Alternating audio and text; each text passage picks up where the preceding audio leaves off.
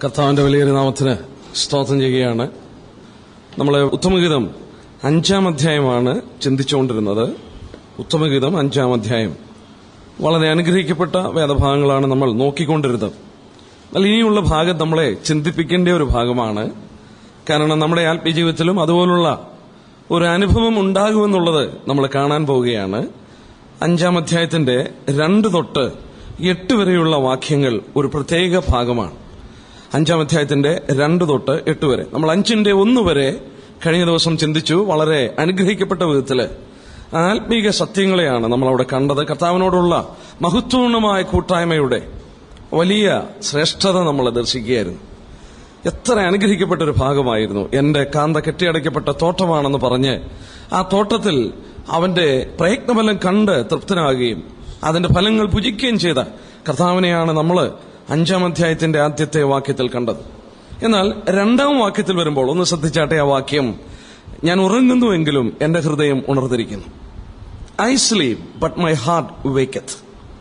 ഞാൻ ഉറങ്ങുകയാണ് എങ്കിലും എന്റെ ഹൃദയം ഉണർന്നിരിക്കുകയാണ്. അതോട് തുടർന്ന് പ്രിയ പറയുന്ന വാക്കാണ്, വാതിൽക്കൽ മുട്ടുന്ന എന്റെ പ്രിയന്റെ സ്വരം, എന്റെ സഹോദരി, എന്റെ പ്രിയെ, എന്റെ പ്രാവയെ, എന്റെ നിഷ്കളങ്കയെ തുറക്കുക.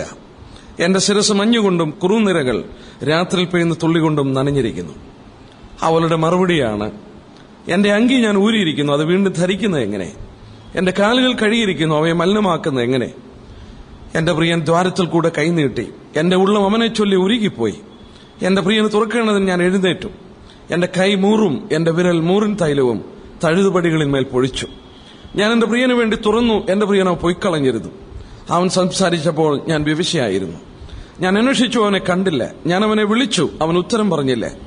നഗരത്തിൽ ചുറ്റി സഞ്ചരിക്കുന്ന കാവൽക്കാർ എന്നെ കണ്ടു, അവർ എന്നെ അടിച്ചു മുറിവേൽപ്പിച്ചു. മതിൽ കാവൽക്കാർ എന്റെ മൂടുപടം എടുത്തു കളഞ്ഞു. യെരുശലേം പുത്രിമാരെ, നിങ്ങൾ എന്റെ പ്രിയനെ കണ്ടെങ്കിൽ ഞാൻ പ്രേമപരവശയായിരിക്കുന്നുവെന്ന് അവനോട് അറിയിക്കണം എന്ന് ഞാൻ നിങ്ങളോട് ആണയിടുന്നു. നോക്കെ, ഇത് 2 തൊട്ട് 8 വരെയുള്ള വാക്യം നമ്മൾ ചിന്തിച്ചുകൊണ്ടിരുന്ന വേദഭാഗത്ത് നിന്ന് അല്പം വ്യത്യസ്തമായ ഭാഗമാണ്. നമ്മൾ ഇതുവരെ ചിന്തിച്ചുകൊണ്ടിരുന്നത്, നമ്മൾ കഴിഞ്ഞ ക്ലാസ്സിൽ ഓർത്തത്, കർത്താവിനോട് അഭേദ്യമായ ബന്ധവും കൂട്ടായ്മയും അനുഭവിച്ചുകൊണ്ടിരുന്ന ആ ശൂനമി അല്ലെങ്കിൽ ആ വിശ്വാസി. നമ്മൾ മനസ്സിലാക്കണം, ഇത് സഭയെ മൊത്തത്തിൽ പറയുന്ന ഒരു ഭാഗമല്ല ശൂനമി പ്രതിനിധീകരിക്കുന്നത്.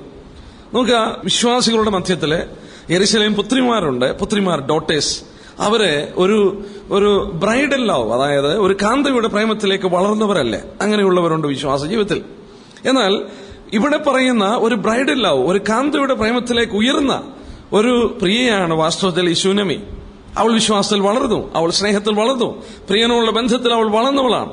ഇതൊരു വ്യക്തിപരമായ വിശ്വാസിയുടെ ജീവിതമാണ്. ദൈവസഭയിൽ ഈ വിധത്തിലുള്ള ആത്മീയ വളർച്ച സംഭവിച്ചവരുണ്ട്. നമ്മളിത് സഭയെ മൊത്തത്തിലല്ല ഒരിക്കലും കാണുന്നതെന്നുള്ളത് മനസ്സിൽ ആദ്യം കുറിക്കൊള്ളണം. എന്നാൽ ഇവിടെ വ്യക്തിപരമായ ജീവിതത്തിൽ പലപ്പോഴും എനിക്ക് നിങ്ങൾക്ക് സംഭവിക്കുന്ന ഒരു കാര്യമാണ് ഇവിടെ ആദ്യം എടുത്തു പറയുന്നത്. എന്തോ ഒരു ഇന്ററപ്ഷൻ അല്ലെങ്കിൽ a time of spiritual dearth and broken fellowship.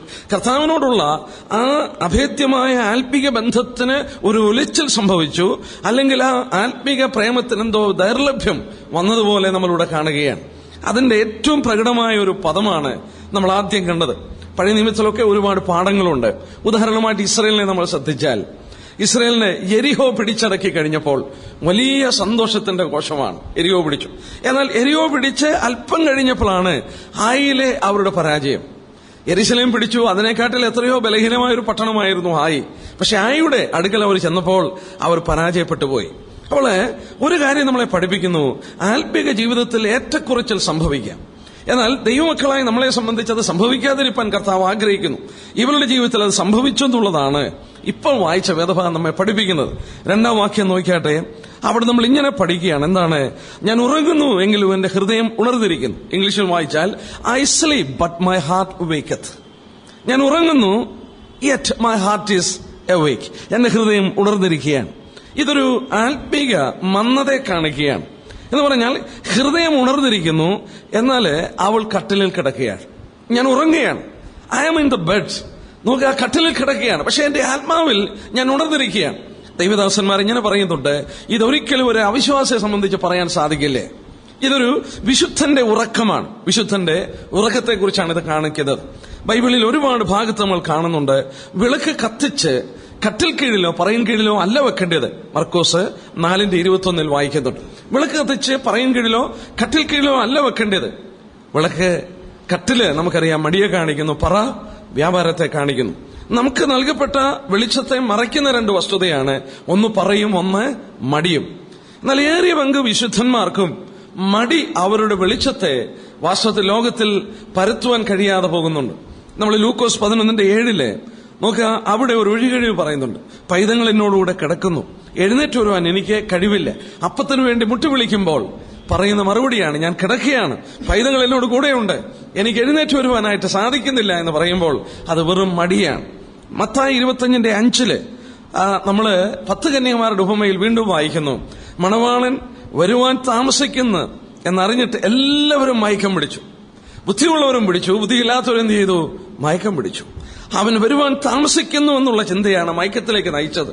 എന്ന് പറഞ്ഞാൽ നമ്മുടെ വിശ്വാസ ജീവിതത്തിൽ വാസ്തവത്തിൽ ഹോപ്പ്, പ്രത്യാശയ്ക്ക് മങ്ങം വരുമ്പോഴാണ് നമ്മൾ വാസ്തവത്തിൽ പലപ്പോഴും ഉറങ്ങിപ്പോകുന്നത്.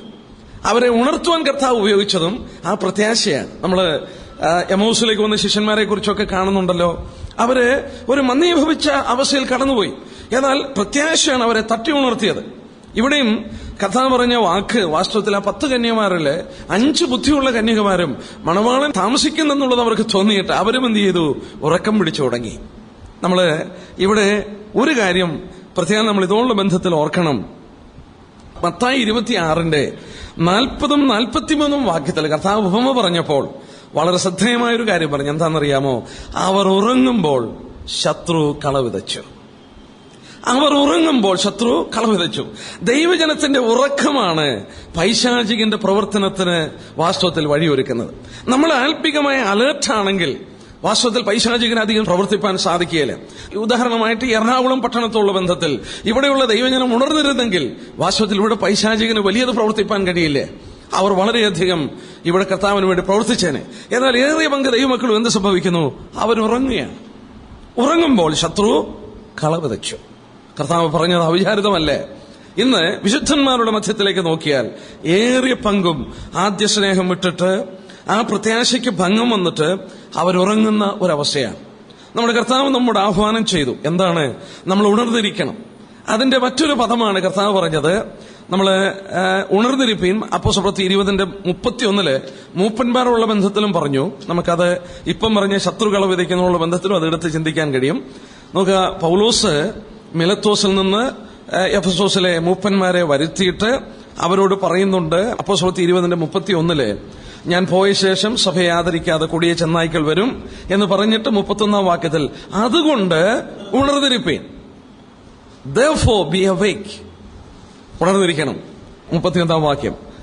അതുകൊണ്ട് ഉണർന്നിരിപ്പിൻ. ഉണർന്നിരിക്കാൻ പറഞ്ഞത് എന്താണ്? സഭയോടാണ് പറഞ്ഞത്. മൂപ്പന്മാരോട് പറയുകയാണ്, Therefore be awake. നിങ്ങൾ ഉണർന്നിരിക്കണം. സഭയിൽ ദുരുപദേശം കൊണ്ടുവരാതെയും സഭയിൽ ഭിന്നത വരാതെയും ഇരിക്കാൻ സഭയിലെ മൂപ്പന്മാരെന്ത് ചെയ്യണം?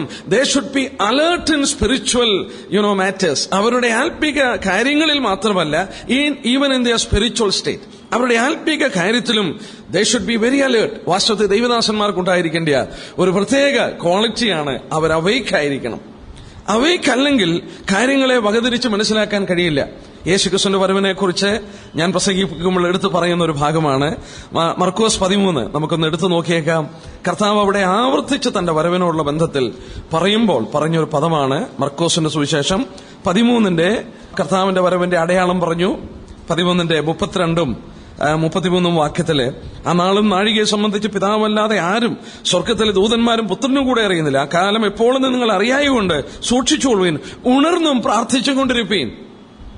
ഒരു മനുഷ്യൻ വീട് വിട്ട് പരദേശത്ത് പോകുമ്പോൾ ദാസന്മാർക്ക് അധികാരം അവനവൻ അതാത് വേലയും കൊടുത്ത് വാതിൽക്കാവനോട് ഉണർന്നിരിപ്പാൻ കൽപ്പിച്ച പോലെ തന്നെ യജമാന സന്ധ്യയ്ക്കോ അർദ്ധരാത്രിക്കോ കോഴി കൂവുന്ന നേരത്തോ രാവിലെയോ എപ്പോൾ വരുന്നു അറിയായകൊണ്ട് അവർ പെട്ടെന്ന് നിങ്ങളെ ഉറങ്ങുന്നവരെ കണ്ടെത്താതിരിക്കേണ്ടതിന് ഉണർന്നിരിപ്പീൻ. ഞാൻ നിങ്ങളോട് പറയുന്നതോ എല്ലാവരോടും പറയുന്നു, ഉണർന്നിരിപ്പീൻ. കർത്താവ് പല ആവർത്തി പറഞ്ഞു. തന്റെ വരവിനെ കുറിച്ച് പറഞ്ഞപ്പോൾ പറഞ്ഞു ഉണർന്നിരിപ്പീൻ. കർത്താവ് ഈ പറഞ്ഞ വാക്കുകളുടെ അർത്ഥം അറിയാമല്ലോ, ഇല്ലേ? അറിയാമോ? ആത്മീയമായി സന്ധ്യയ്ക്കോ അർദ്ധരാത്രിക്കോ കോഴി കൂവുന്ന നേരത്തോ രാവിലെയോ, അല്ലേ?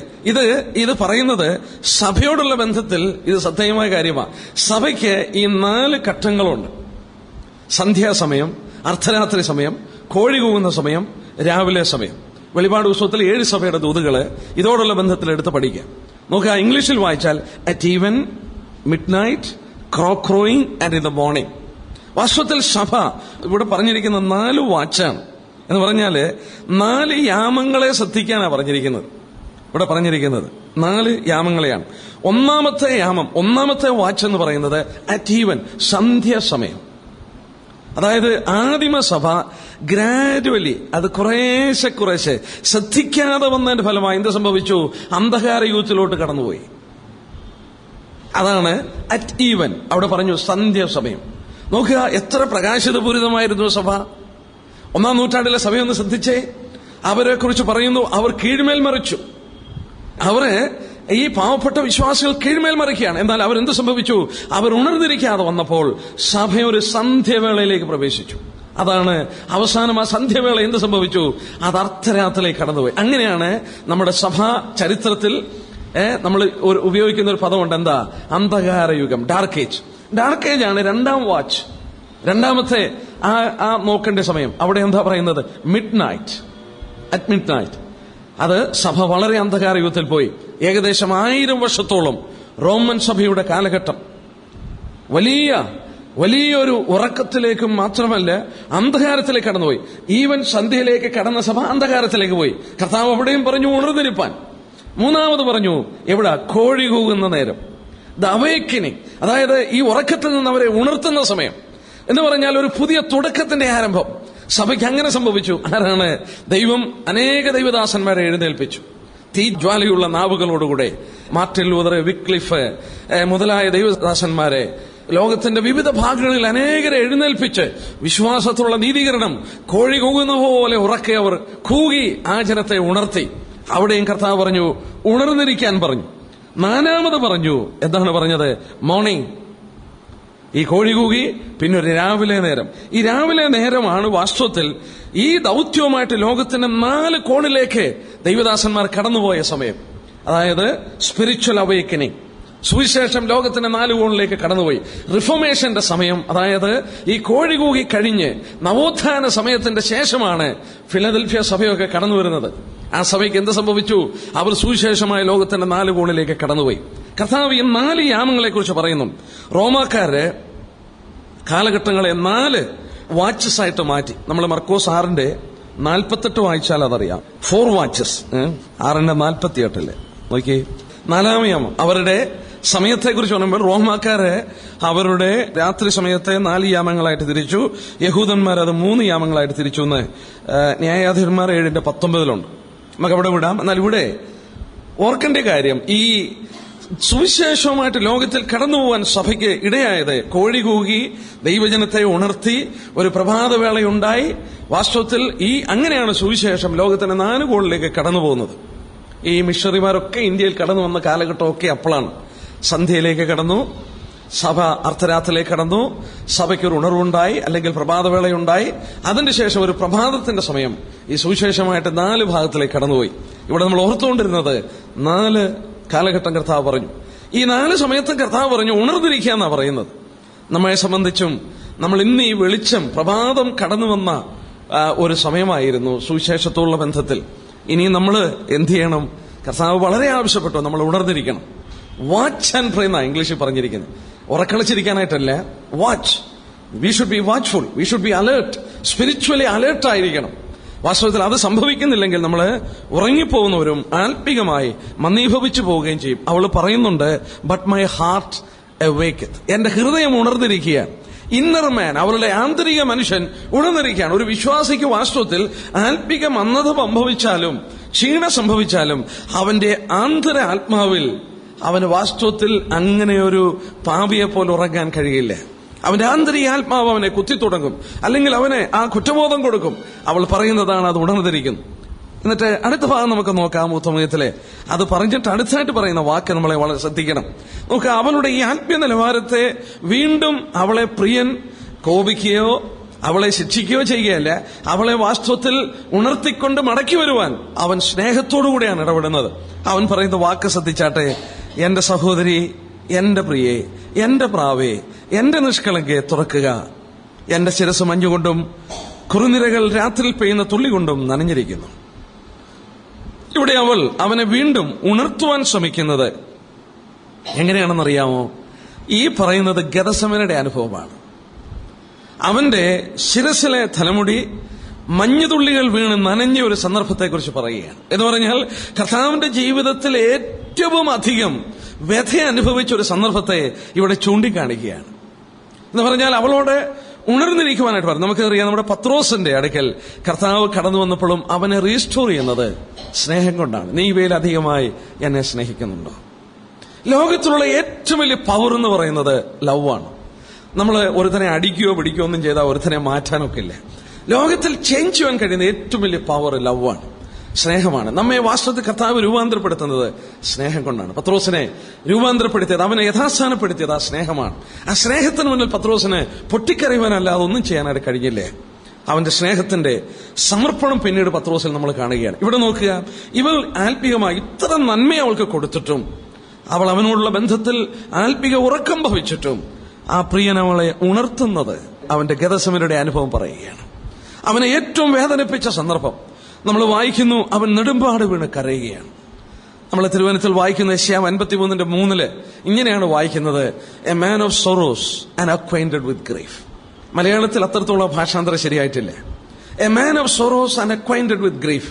ദുഃഖപുത്രനായി അവന്റെ സഹപാഠികൾ ദുഃഖം മാത്രമായിരിക്കുന്ന ഒരുവനെ വരച്ചു കാണിക്കുന്നു.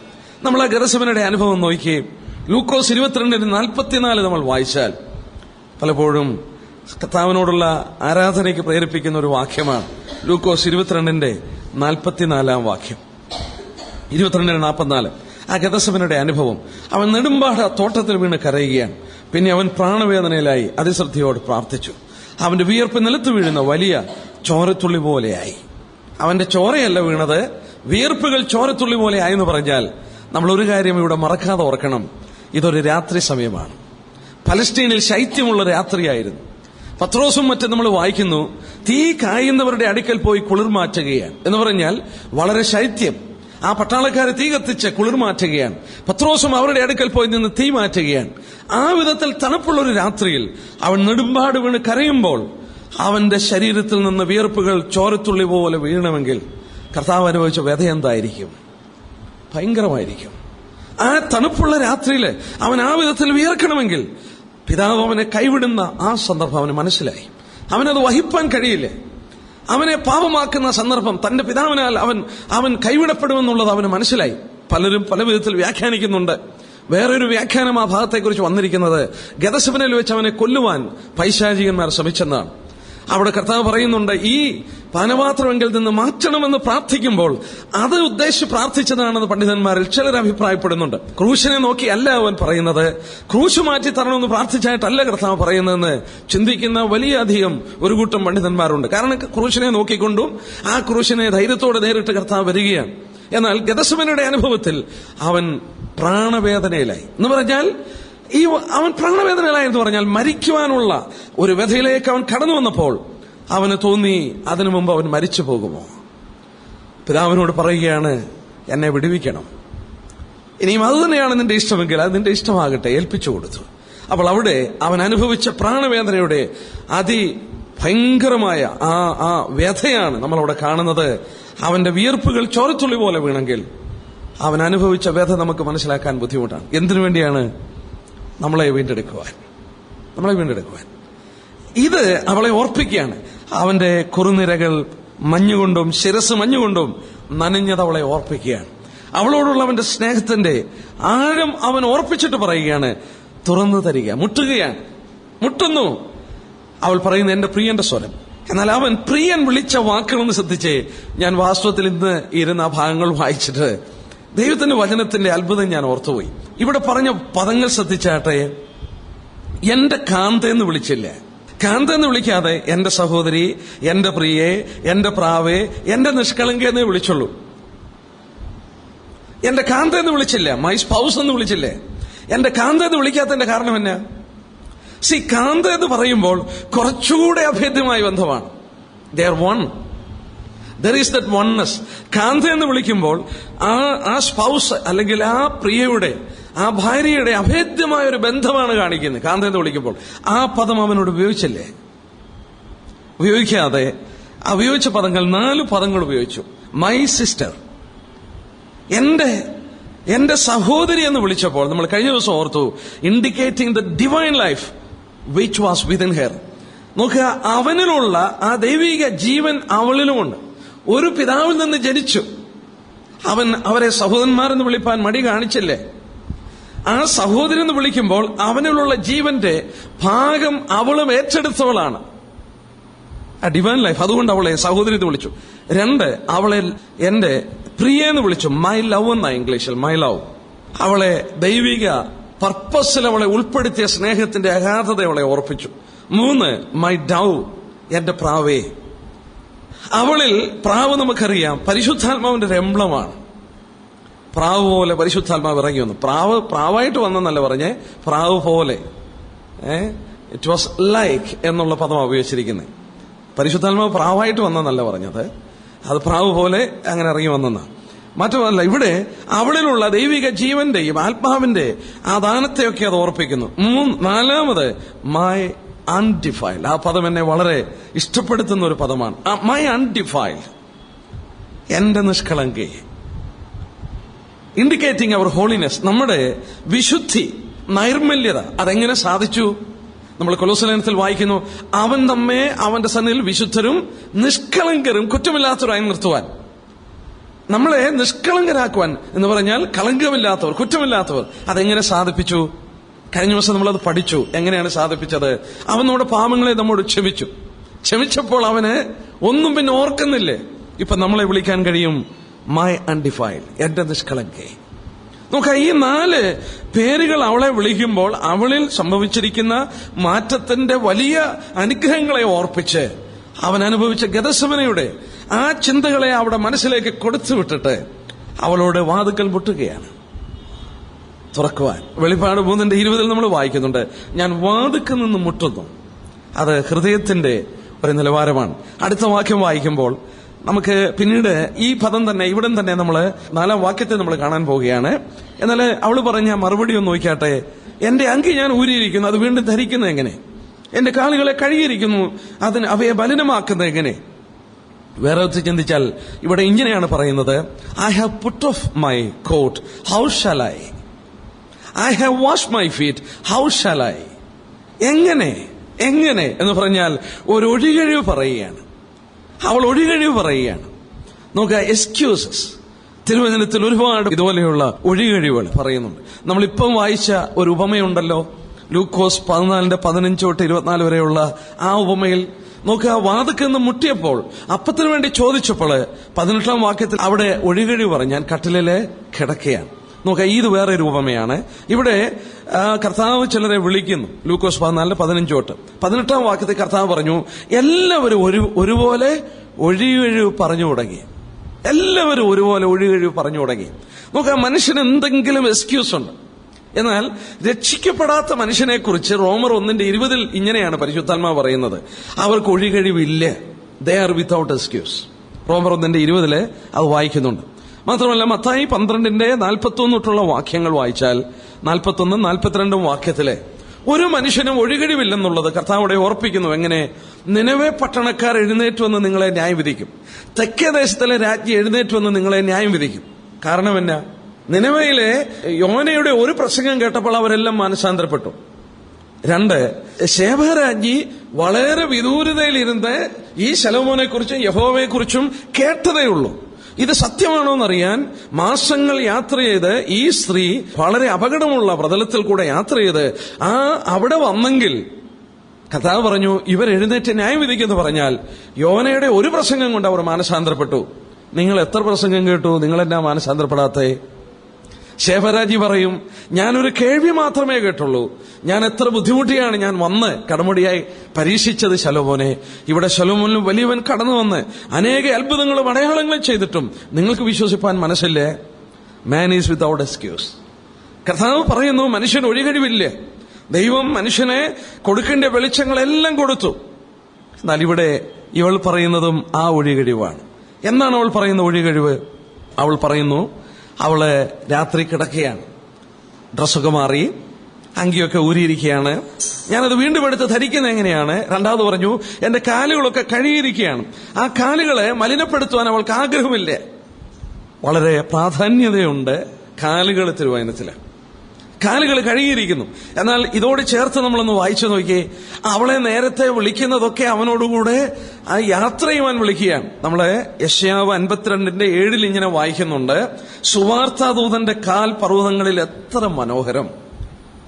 സുവാർത്താദൂതന്റെ കാൽ പർവ്വതങ്ങളില് എത്ര മനോഹരം. നമ്മള് സർവായുധവർഗം എടുക്കാൻ ആവശ്യപ്പെട്ടപ്പോഴും കാലിന് എന്താ എടുക്കാൻ പറഞ്ഞത്? സുവിശേഷമല്ല എടുക്കാൻ പറഞ്ഞത്. നമ്മൾ പെട്ടെന്ന് ചിന്തിക്കുന്ന അങ്ങനെ ഒരുക്കം. യെസ്, സുവിശേഷത്തിനായുള്ള ഒരുക്കമാണ് കാലിന് ചെരുപ്പ്. The readiness. പൗലോസ് റോമലേഖനം 1-ാം അധ്യായത്തിൽ വരുമ്പോൾ പൗലോസ് പറയുന്നുണ്ട്, റോമിലുള്ള നിങ്ങളോട് സുവിശേഷം അറിയിപ്പാൻ എന്നാൽ ആവോളം ഞാൻ ഒരുങ്ങിയിരിക്കുന്നു. അതിനു മുമ്പ് പൗലോസിന് പ്രവചനം വന്നു. എന്താ? പൗലോസെ, നീ റോമിലേക്ക് പോയാൽ നിന്നെ ബന്ധിക്കും എന്ന് പറഞ്ഞു. പൗലോസ് പറഞ്ഞു, എന്നാ? ഞാൻ ബന്ധിക്കപ്പെടാനല്ല, മരിക്കാനും ഞാൻ തയ്യാറാണ്. ആ കാലുകളെ കുറിച്ച് പറയുന്ന പദമാണ് എന്താണ്? Readiness for the gospel. ബന്ധനം അവിടെ ഉണ്ടെന്ന് പൗലോസിനോട് പറഞ്ഞു. പൗലോസ് പറഞ്ഞു, എനിക്ക് ബന്ധനമല്ല, മരിക്കാനും ഞാൻ തയ്യാറാണ്. He was ready to preach, eager to preach the gospel in Rome. റോമിൽ ആ സുവിശേഷം പ്രസംഗിക്കാൻ അവൻ ഒരുങ്ങിയപ്പോൾ, കഴിഞ്ഞ ദിവസം നമ്മൾ ഓർത്ത പോലെ ഇരുമ്പ് പോലെയുള്ള കഴുത്താണ് ആ വിൽ പവർ. അതിനൊന്നും മാറ്റമില്ല, എന്തും വന്നോട്ടെ. ആ കാലുകൾ വളരെ മനോഹരമാണ്. ഇവിടെ നോക്കുക, അവൾ പറയുന്നു, എന്റെ കാലൊക്കെ ഞാൻ കഴുകിയിരിക്കുകയാണ്, അത് മലിനപ്പെടുത്തുവാൻ എനിക്ക് മനസ്സില്ലേ. ഈ ലോകത്തിലേക്ക് ഇറങ്ങിച്ചെല്ലുമ്പോൾ ഈ പൊടിപടലങ്ങൾ നിറഞ്ഞ ഭൂമിയിലെ അവർ യാത്ര ചെയ്യുമ്പോൾ അഴുക്കുകളൊക്കെ പിടിക്കാം. ഇവൾക്ക് അതിന് മനസ്സില്ലേ, കഷ്ടപ്പെടാൻ മനസ്സില്ലേ, അവൾ മാറിയ വസ്ത്രങ്ങൾ വീണ്ടും ധരിക്കാൻ അവൾക്ക് മനസ്സില്ലേ. ഒഴികഴിവുകൾ പറയുകയാണ്. തിരുവചനത്തിൽ അനേക ഒഴികഴിവുകളെ നാം കാണുന്നുണ്ട്. ശീമോന്റെ വീട്ടിൽ കർത്താവ് എത്തപ്പോൾ ആ കാലിനെ കുറിച്ച് പറഞ്ഞു. ലൂക്കോസ് 7:44 കർത്താവ് പറഞ്ഞു, ഞാൻ നിന്റെ വീട്ടിൽ വന്നു, നീ എന്റെ കാലിന് വെള്ളം തന്നില്ലേ. കർത്താവ് അത് പറയുമ്പോൾ മധ്യപൂർവ്വദേശത്തിന്റെ പ്രത്യേകത, അവർ സാൻഡൽസ് ആണ് ധരിക്കുന്നത്. മാത്രമല്ല ഇവിടത്തെ പോലെ ടാറിംഗ് ഒന്നുമില്ല. റോഡൊക്കെ പൊടി പിടിച്ച് കിടക്കുകയാണ്. വീടുകളിൽ ചെന്ന ഉടൻ കാല് കഴുകാനായിട്ട് വെള്ളം കൊടുക്കുകയും അടിമകള് ആ കാലില് വെള്ളങ്ങളൊക്കെ ഒഴിച്ചു കൊടുത്ത് കഴുകുകയും ചെയ്യും. കർത്താവ് അതുകൊണ്ടാണ് ദാസന്മാരുടെ ശിഷ്യന്മാരുടെ കാല് കഴുകുവാനായിട്ട് ഒരു അടിമയുടെ വേഷം കൊണ്ട് കുനിയുന്നത്. അത് നിങ്ങൾ ചെയ്യാനായിട്ട് കർത്താവ് പറഞ്ഞു. ആ കാലിനെ കുറിച്ച് അവൾ പറഞ്ഞത് അവിടെ നമുക്ക് വിടാം. എന്നാൽ പിന്നീട് ഇതിന്റെ മഹത്വം കുറച്ചുകൂടെ കഴിയുന്നുണ്ട്. അവൾ കുറച്ച് കഴിയുമ്പോൾ ചെരുപ്പിടും, കർത്താവിനോട് കൂടെ യാത്ര ചെയ്യും. അതാണ് 7:2 നമ്മൾ വായിക്കുന്നത്. നമുക്കത് പിന്നീട് ചിന്തിക്കാം. എന്നാലും ഒന്ന് വായിക്കാം. 7:2 നോക്കിയാട്ടെ. പ്രഭുകുമാരി, ഓ പ്രിൻസസ് ഡോട്ടർ എന്നാ വിളിക്കുന്നേ. ഓ പ്രിൻസസ് ഡോട്ടർ, ചെരുപ്പിട്ടിരിക്കുന്ന നിന്റെ കാലെത്ര മനോഹരം. യെസ്, അവളുടെ കാലുകളിൽ അവർ ചെരുപ്പിട്ടു. ഈ 5:3 വാക്യത്തിൽ എന്റെ കാലുകൾ മലിനമാക്കുന്നത് എങ്ങനെയെന്ന് പറഞ്ഞു. എന്നാൽ അവനോട് ഏകീഭവിച്ചിട്ട് അവൾ യാത്ര ചെയ്യാൻ തുടങ്ങിയപ്പോൾ, പ്രഭുകുമാരി, ചെരുപ്പിട്ടിരിക്കുന്ന നിന്റെ കാലെത്ര മനോഹരം. പ്രിയപ്പെട്ട ദൈവമക്കളെ, കർത്താവിന് വേണ്ടി യാത്ര ചെയ്യുവാൻ, സുവിശേഷവുമായിട്ട് നമ്മൾ യാത്ര ചെയ്യുമ്പോൾ കർത്താവിന്റെ കൺമുമ്പിൽ ആ കാലുകൾ വളരെ സൗന്ദര്യമുള്ളതാണ്. ചെരുപ്പിട്ടിരിക്കുന്ന കാല്, ഒരുക്കം, സുവിശേഷത്തിനായിട്ടുള്ള ഒരുക്കമാണ് ആ ചെരുപ്പ്. ആ ചെരുപ്പ് അവൾ ധരിച്ചിരിക്കുന്നത് 2 അവളുടെ സൗന്ദര്യത്തിന്റെ വേറെ ഒരു വർണ്ണനയാണ് നമ്മളിവിടെ കാണുന്നത്. നമ്മൾ 4-ാം അധ്യായത്തിലൂടെ സൗന്ദര്യത്തെക്കുറിച്ച് കണ്ടു. ഇവിടെ നമുക്കിനി നോക്കിയാൽ കാല് തൊട്ട് മുകളിലോട്ട് അവളെ വർണ്ണിക്കുന്നത്. നമുക്ക് ആ ഭാഗത്ത് വരുമ്പോൾ അത് പഠിക്കാം. പരിശുദ്ധാത്മാവ് അവിചാരിതമായിട്ട് അത് എഴുതിയതല്ല, നമുക്കവിടെ പഠിക്കാം. എന്നാൽ 5:4-5 വാക്യം നോക്കിയാട്ടെ. 5:4-5 വാക്യം. ഈ 5:4-5 വാക്യത്തിൽ അവളെ വീണ്ടും ഉണർത്തുവാൻ പ്രിയൻ ചെയ്ത കാര്യമാണ് വായിക്കുന്നത്. എന്റെ പ്രിയൻ ദ്വാരത്തിൽ കൂടെ കൈനീട്ടി, എന്റെ ഉള്ളം അവനെ ചൊല്ലി ഉരുകിപ്പോയി. എന്റെ പ്രിയനെ തുറക്കേണ്ടതിന് ഞാൻ എഴുന്നേറ്റു. എന്റെ കൈ മൂറും, എന്റെ വിരൽ മൂറിൻ തൈലവും തഴുതുപടികളിന്മേൽ പൊഴിച്ചു. നമ്മള് തഴുതുപടി എന്നൊക്കെ വായിച്ചാല് നമുക്കത് മനസ്സിലാക്കാൻ ബുദ്ധിമുട്ടാണ്. ഇംഗ്ലീഷിൽ അത് വായിക്കാൻ ഞാൻ, my beloved put his hand by the hole of the door. മധ്യപൂർവ്വദേശത്തിൽ പലസ്തീനിലും ഒക്കെ മിഡിൽ ഈസ്റ്റിലും ഒക്കെ വാതിലുകള്, അതിനകത്തൊരു ചെറിയ വാതിൽ പോലെ ഒക്കെ കാണാം. കർത്താവ് പറഞ്ഞുണ്ടല്ലോ, വലിയ വാതിലിനകത്തൊരു കൊച്ചു വാതിൽ കാണും. ആ വാതിലാണ് ഒട്ടകം സൂചിക്കുഴയിലൂടെ കിടക്കുന്നതെന്ന് പറയുന്നത്. ആ വാതിലിനെ കുറിച്ചാണ് കർത്താവ് പറയുന്നത്. മാത്രമല്ല, ഈ വാതിലുകളിലെ കുറ്റിയൊക്കെ എടുക്കാൻ അകത്തോട് കൈയിട്ട് തുറക്കാനായിട്ട് അതിനകത്ത് ലാച്ചസും അതുപോലുള്ള കാര്യങ്ങളൊക്കെയുണ്ട്. അതിനെക്കുറിച്ചാണ് ഇവിടെ പറയുന്നത്. My beloved put his hand by the hole of the door and my bowels were moved for him. My bowels, അവിടെ എന്റെ ഉള്ളം അവനെ ചൊല്ലി ഉരുകിപ്പോയി.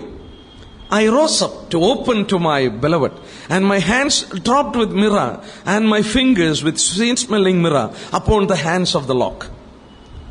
Okay, ഇവിടെ നമ്മൾ ഒരു കാര്യം ഓർക്കണം. ഒന്നാമത്, നമ്മൾ അവിശ്വസ്തരായി പാർത്താലും, 2 തിമോഥെയോസ് 2:13 വായിക്കുന്നു, നമ്മൾ അവിശ്വസ്തരായി പാർത്താലും അവൻ വിശ്വസ്തനായി പാർക്കുന്നു. അവന്റെ സ്വഭാവം ത്യജിപ്പാൻ അവന് കഴിയില്ലേ? അവൻ നമ്മളെ സ്നേഹിച്ച സ്നേഹം നിത്യസ്നേഹമാണ്. അവൻ നമ്മളെ വഴിയിൽ വിടുന്ന സ്നേഹമല്ലേ? അവന്റെ സ്നേഹത്തെ മാറ്റിക്കളയുന്നവനല്ലേ? അവൻ വാസ്തവത്തിൽ നിത്യസ്നേഹം എന്ന് പറഞ്ഞാൽ അവൻ ഒരിക്കലും മാറാത്ത സ്നേഹമാണ്. വാക്കുകൾ കൊണ്ട് മാത്രമല്ല, പ്രവൃത്തി കൊണ്ടും അവൻ ചെയ്യുകയാണ്. ഇനി ഇവിടെ നോക്കാം. ഇവിടെ നമ്മൾ 2 കാര്യം കാണുന്നു. ഒന്ന്, വാതിലും കാണുന്നു, വാതിലിന്റെ തഴുതുപടി അല്ലെങ്കിൽ ലോക്കും കാണുന്നു, അല്ലേ? ഇവിടെ വാതിലും കാണുന്നുണ്ട്. My beloved put his hand by the hole of the door. By the hole of the door. നോക്കുക, ഇട്ടിട്ട് തഴുതുപടികളിന്മേൽ ഇത് പൊഴിച്ചെന്ന്. തഴുതുപടി എന്ന് പറഞ്ഞാല് നമ്മളിപ്പോൾ ചിന്തിച്ചു ലാച്ചസിലാണത്. ലോക്സ് എന്നാണ് ഇംഗ്ലീഷിൽ. Upon the handles of the locks. അപ്പോൾ ഇവിടെ ആദ്യം ശ്രദ്ധിക്കുക, ഒരു വാതിലും ആ വാതിലൊരു ലോക്കും. വാതില് ഹൃദയമാണ്. വാതില് നമ്മൾ ഈ വെളിപ്പാട് പുസ്തകം 3 വായിക്കുന്നുണ്ടല്ലേ, ഞാൻ വാതിൽക്കൽ നിന്ന് മുട്ടുന്നു, ആരെങ്കിലും എന്റെ ശബ്ദം കേട്ട് വാതിൽ തുറന്നാൽ, അത് ഹൃദയമാണ് കാണിക്കുന്നത്. ഈ വാതിലിലുള്ള പൂട്ട് എന്തിനെയാ കാണിക്കുന്നത്? ദാറ്റ്സ് അവർ വിൽ പവർ, നമ്മുടെ ഇച്ഛാശക്തിയാണ്. വാതിലുള്ള പൂട്ടെന്ന് പറഞ്ഞാൽ, ലോക്ക് എന്ന് പറഞ്ഞാൽ നമ്മുടെ ഇച്ഛാശക്തിയാണ്. നോക്കുക, അതിനെ തുറക്കണമെങ്കിൽ, നമ്മുടെ ഹൃദയം തുറന്നു കൊടുക്കണമെങ്കിൽ ആ പൂട്ട് ഉപയോഗിക്കണം, നമ്മുടെ വിൽ പവർ ഉപയോഗിക്കണം. കർത്താവ് തന്നെ പറഞ്ഞു, ഒരുത്തൻ എന്റെ പിന്നാലെ വരുവാൻ ഇച്ഛിച്ചാൽ. എന്നാൽ ഇവിടെ നമ്മൾ നോക്കിയാട്ടെ, ഈ കർത്താവ് എന്താ ചെയ്തത്? എന്ത് ചെയ്തു? നോക്കുക, ഇവളെ പറയുന്നു, അവള് തുറക്കുവാനായിട്ട് കരങ്ങള് അങ്ങോട്ട് ഇട്ടപ്പോൾ നോക്കുക, അവന് കൈകളിട്ടു, ആ തഴുതുപടികളിൽ കൈകളിട്ടു. ഉടനെ വായിക്കുന്നു, എന്റെ ഉള്ളം അവനെ ചൊല്ലി ഉരുകിപ്പോയി. My bowels were moved for him. അത് വാസ്തവത്തിൽ അവളിൽ ഉണ്ടാകുന്ന വികാരത്തെ കാണിക്കുകയാണ്. അവളിൽ ഉണ്ടാകുന്ന, അവളുടെ ആന്തരികമായ, അവളിൽ സംഭവിച്ച ആ വലിയ ഒരു മാറ്റത്തെയാണ് കാണിക്കുന്നത്. അവന്റെ സ്നേഹം അവളെ വാസ്തവത്തിൽ ആന്തരികമായ, നമ്മൾ പറയത്തില്ല എന്റെ ഹൃദയം അങ്ങ് ഉരുകിപ്പോയെന്നൊക്കെ പറയില്ലേ, അത് തന്നെയാണ് ഇവിടെ പറയുന്നത്. My bowels were moved for him. അവന് വേണ്ടി വാസ്തവത്തിൽ ചലിച്ചു എന്നാണ്. 2:6. അവന്റെ ഇടങ്കൈ എന്റെ തലയിൽ കീഴിയിരിക്കട്ടെ, അവന്റെ വലങ്കൈ എന്നെ ആശ്ലേഷിക്കട്ടെ. നമുക്ക് ആ കരമാണ് ഇവിടെ എടുത്തു കാണിക്കുന്നത്. Put in his hand by the hole of the door. അവരുടെ ഉള്ളിലൂടെ ആ കരങ്ങളെ ഇട്ടെന്ന് പറയുമ്പോൾ ആ കരത്തിന് വലിയ പ്രത്യേകതയുണ്ട്.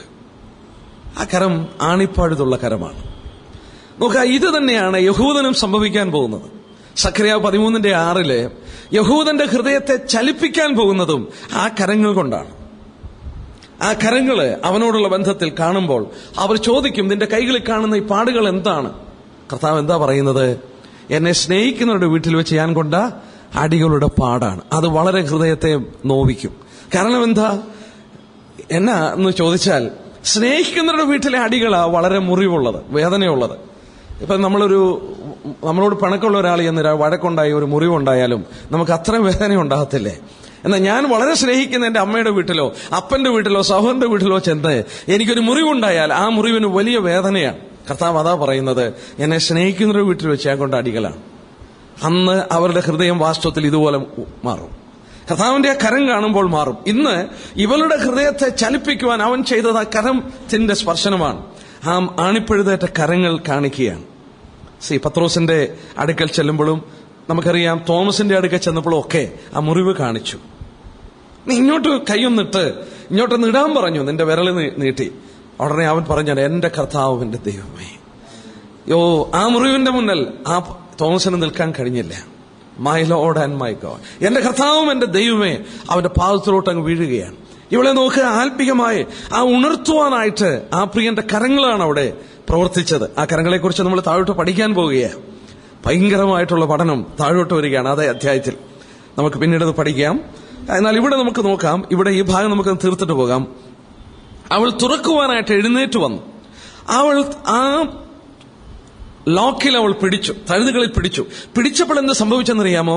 എന്റെ കൈ മൂറും എന്റെ വിരൽ മൂറിൻ തൈലവും തടുതുകഴികളിൽ പൊഴിച്ചെന്നാണ് എന്ന് പറഞ്ഞാൽ, I rose up to open to my beloved, my hands dipped with myrrh and my fingers with sweet-smelling myrrh upon the handles of the lock. അവൾ ആ കതകിന്റെ ഹാൻഡിലെ ചെന്ന് പിടിച്ചപ്പോൾ അവളുടെ കരത്തിൽ മൂരിന്റെ തൈലവും പരണ്ടു എന്ന് പറഞ്ഞ അതിന്റെ അർത്ഥം എന്താ?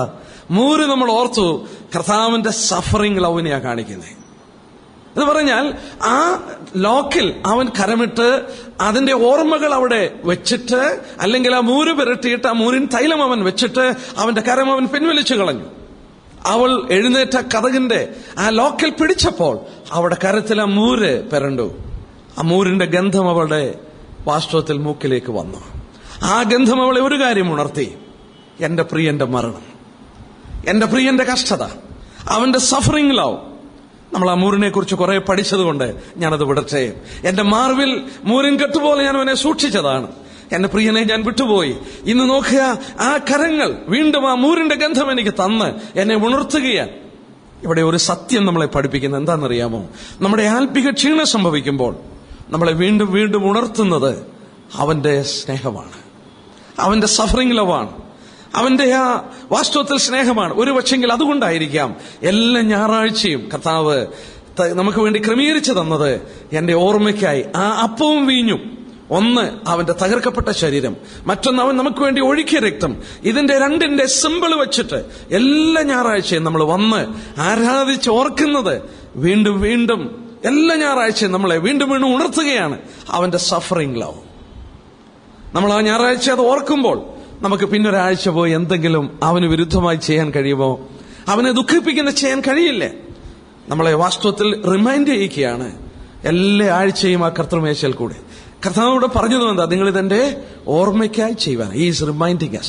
ഇവിടെ നമ്മൾ പഠിക്കുമ്പോൾ ഈ ശൂന്യമിയെ തിരിച്ചു കൊണ്ടുവരാൻ ഗതസമനയുടെ അനുഭവം, മൂരിന്റെ അനുഭവം, അവന്റെ കൈകളിലെ ആ പാടിന്റെ ആ കാഴ്ചപ്പാട്, ആ കർത്താവിന്റെ ക്രൂശും ആ സഫറിങ്ങുമാണ് അവളെ വാസ്തവത്തിൽ യഥാസ്ഥാനപ്പെടുത്തുവാനായിട്ട് അവൻ ശ്രമിക്കുന്നെന്നുള്ളത് നമ്മൾ മറക്കരുത്.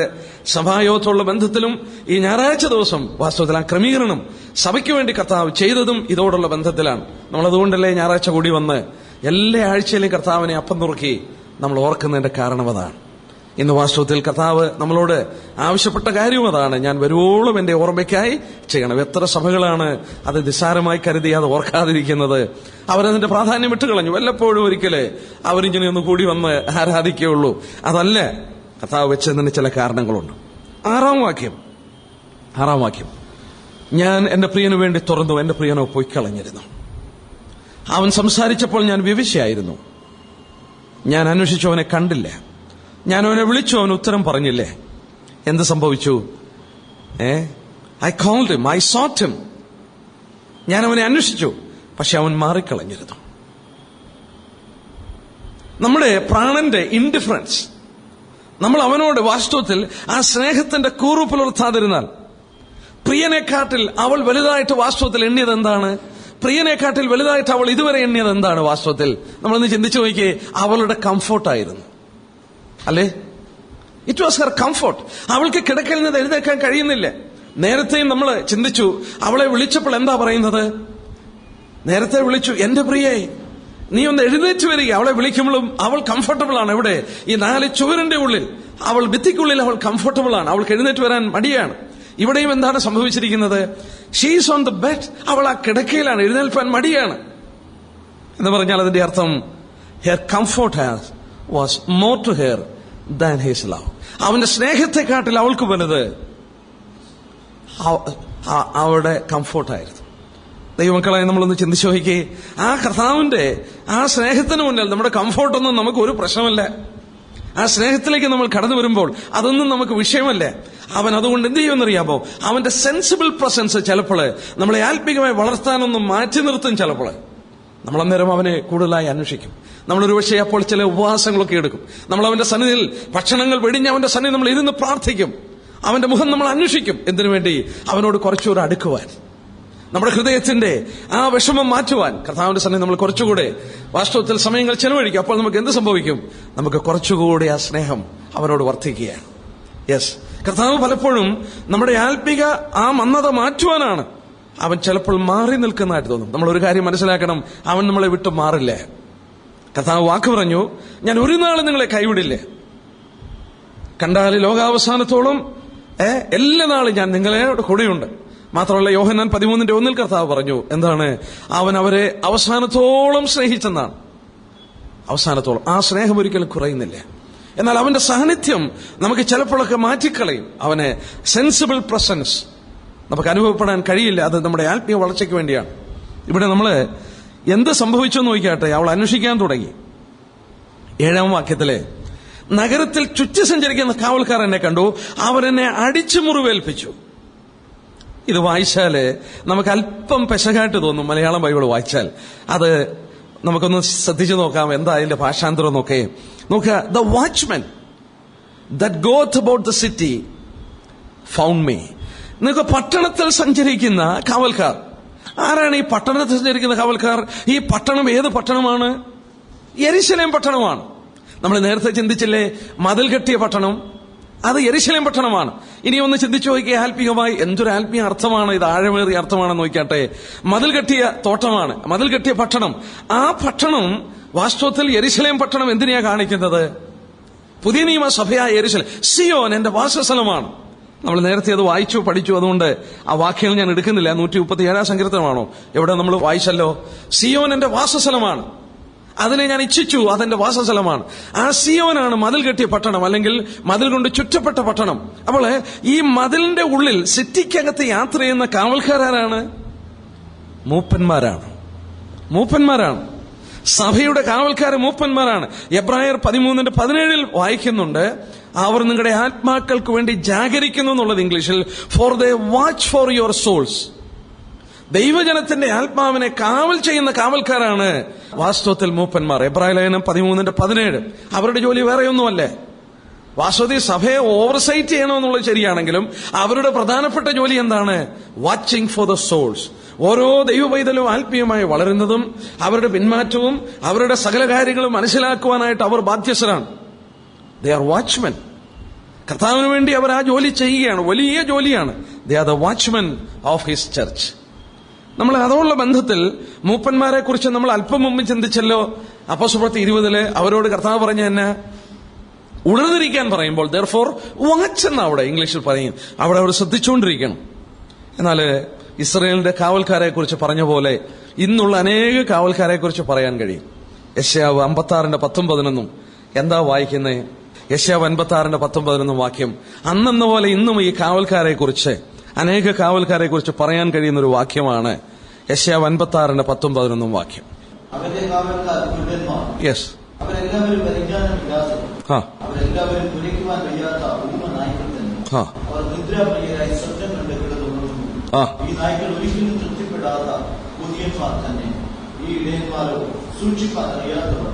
അവരെല്ലാവരും മുട്ടൊഴിയാതെ സാധാരണ വഴിക്കും ഓരോരുത്തർ. കർത്താവ് പറയുന്ന വാക്ക് ശ്രദ്ധിച്ചാട്ടെ. അവർക്ക് കുരയ്ക്കാൻ അറിയത്തില്ലെന്ന്, മുന്നറിയിപ്പ് കൊടുക്കാൻ അറിയില്ലേ. അവരുടെ ഏറ്റവും വലിയ ജോലി തന്നെ കുരയ്ക്കണമെന്നുള്ളതാണ്. തീമോഥെയോസിന് എഴുതുമ്പോൾ അവിടെ മൂപ്പന്മാരുടെ സവിശേഷതകൾ പറയുമ്പോൾ എന്താ പറഞ്ഞിരിക്കുന്നത്? 1 തീമോഥെയോസ് 3:2 ഏറ്റവും വലിയ ആ ഒരു ഗിഫ്റ്റ് ഒറ്റ ഗിഫ്റ്റേ പറഞ്ഞിട്ടുള്ളൂ. ബാക്കി മുഴുവൻ ഫ്രൂട്ടാ പറഞ്ഞിരിക്കുന്നത്. ഒരു മൂപ്പൻ എങ്ങനെയുള്ളവനായിരിക്കണം എന്ന് പറഞ്ഞപ്പോൾ കർത്താവ് എടുത്തു പറഞ്ഞത് മുഴുവൻ അവന്റെ ആത്മീക ഫ്രൂട്ടാണ്, അവന്റെ ആത്മീക ആ ശ്രേഷ്ഠതയാണ്. എന്നാൽ ഒറ്റ ഗിഫ്റ്റേ പറഞ്ഞുള്ളൂ. ആ ഗിഫ്റ്റ് ഏതാണെന്നറിയാവോ? He should be apt to teach. ഉപദേശിപ്പാൻ സമർത്ഥനായിരിക്കണം. ദൈവജനത്തിന് പോഷണം കൊടുക്കുവാൻ അറിയണം. അല്ലെങ്കിൽ ഇപ്പോൾ നമ്മൾ യെശയ്യാവിൽ വായിച്ച പോലെ കുരയ്ക്കാൻ അറിയണം. ഞാൻ ചോദിച്ചോട്ടെ, ആടിന് പോഷണം കൊടുക്കാൻ അറിയില്ലേ, പിന്നെ എങ്ങനെ ഇടയനായിട്ടിരിക്കുന്നേ? ആ പദത്തിന് എങ്ങനെ അനുവർത്ഥമായി മാറും? ഇല്ലേ? അതുകൊണ്ടാണ് പഴയ നിയമത്തിലും കർത്താവ് പറഞ്ഞു ഇവർ കുരുടന്മാരാണ്, ഇവർ കാവൽക്കാരൊന്നുമല്ലേ. കുരുടന്മാർ കാക്കാൻ ഒക്കുവോ? കുരുടന്മാരെ കാവൽക്കാരാക്കി നിർത്താനൊക്കെ ഇല്ലേ? ആത്മീക കുരുടന്മാരായിപ്പോയി. അവർക്ക് കുരയ്ക്കാനും അറിയില്ല. അവർ പിന്നെ എങ്ങനെ കാവൽക്കാരായിട്ടിരിക്കുന്നേ? പുതിയ നിയമസഭയുള്ള ബന്ധത്തിൽ വളരെ പഠിക്കേണ്ട ഒരു വിഷയമാണ് ഈ വിഷയം. അത് പഠിച്ചാൽ വാസ്തവത്തിൽ ആ ദൗത്യം തന്നെ ഏറ്റെടുക്കാൻ നമുക്ക് പേടി തോന്നും. എന്നാൽ കർത്താവ് ചിലരെ ഒരുക്കി ആ ദൗത്യത്തിലേക്ക് ഉയർത്തും എന്നുള്ളത് സത്യമാണ്. ഇവിടെ നമ്മൾ ആ കാവൽക്കാരെ കുറിച്ചാണ് വായിക്കുന്നത്. നഗരത്തിൽ ചുറ്റി സഞ്ചരിക്കുന്ന കാവൽക്കാർ അവരെന്ത് ചെയ്യിച്ചു? നമ്മൾ മലയാളത്തിൽ വായിക്കുന്നു, അവർ എന്നെ അടിച്ചു മുറിവേൽപ്പിച്ചു. അടിച്ചു മുറിവേൽപ്പിച്ചു എന്നുള്ളത് ഇംഗ്ലീഷിൽ അതിന്റെ മൂലഭാഷയിൽ അതിന്റെ അർത്ഥം എന്താണെന്നറിയാമോ? ഇങ്ങനെയാണ്, to beat out or to make flat എന്നാണ് ആ പ്രയോഗത്തിന്റെ ആശയം. അവർ അടിക്കുന്നു, അതുമൂലം മുറിവേൽക്കുന്നു. അവർ അവരുടെ മൂടുപടം എടുത്തു കളഞ്ഞു. അടിച്ചിട്ട് മൂടുപടം എടുത്തു കളഞ്ഞു. അതിന്റെ ശരിയായിട്ടുള്ള അർത്ഥം എന്താണെന്നറിയാമോ? അവർ പ്രാണന് വേണ്ടി കാത്തു നിൽക്കുകയാണ്. അവസാനം to beat out and made flat, അടിച്ചിട്ട് അവളെ നിരപ്പാക്കിയെന്നൊക്കെ നമ്മൾ പറയത്തില്ലേ, എന്ന് പറഞ്ഞ പോലെ ചെയ്തെന്ന. എന്താ അതിന്റെ അർത്ഥം? അതിന്റെ അർത്ഥം എന്താണെന്ന് ചോദിച്ചാൽ, വചനത്തിൽ അങ്ങനെ ഒരു ക്രിയയുണ്ട് മൂപ്പന്മാർ ചെയ്യേണ്ടത്. 2 തിമോഥെയോസ് 3:16 തൊട്ട് 17 വരെയുള്ള വാക്യം വായിച്ചാൽ വചനം എന്തിനു വേണ്ടിയൊക്കെ ഉള്ളതാണെന്ന് പറയുന്നുണ്ട്. അവിടെ ഉപദേശത്തിന്, ശാസനത്തിന്, ഗുണീകരണത്തിന്, നീതിയിലെ അഭ്യസനം, ഇങ്ങനെയൊക്കെ വായിക്കുന്നുണ്ട് ഇല്ലേ?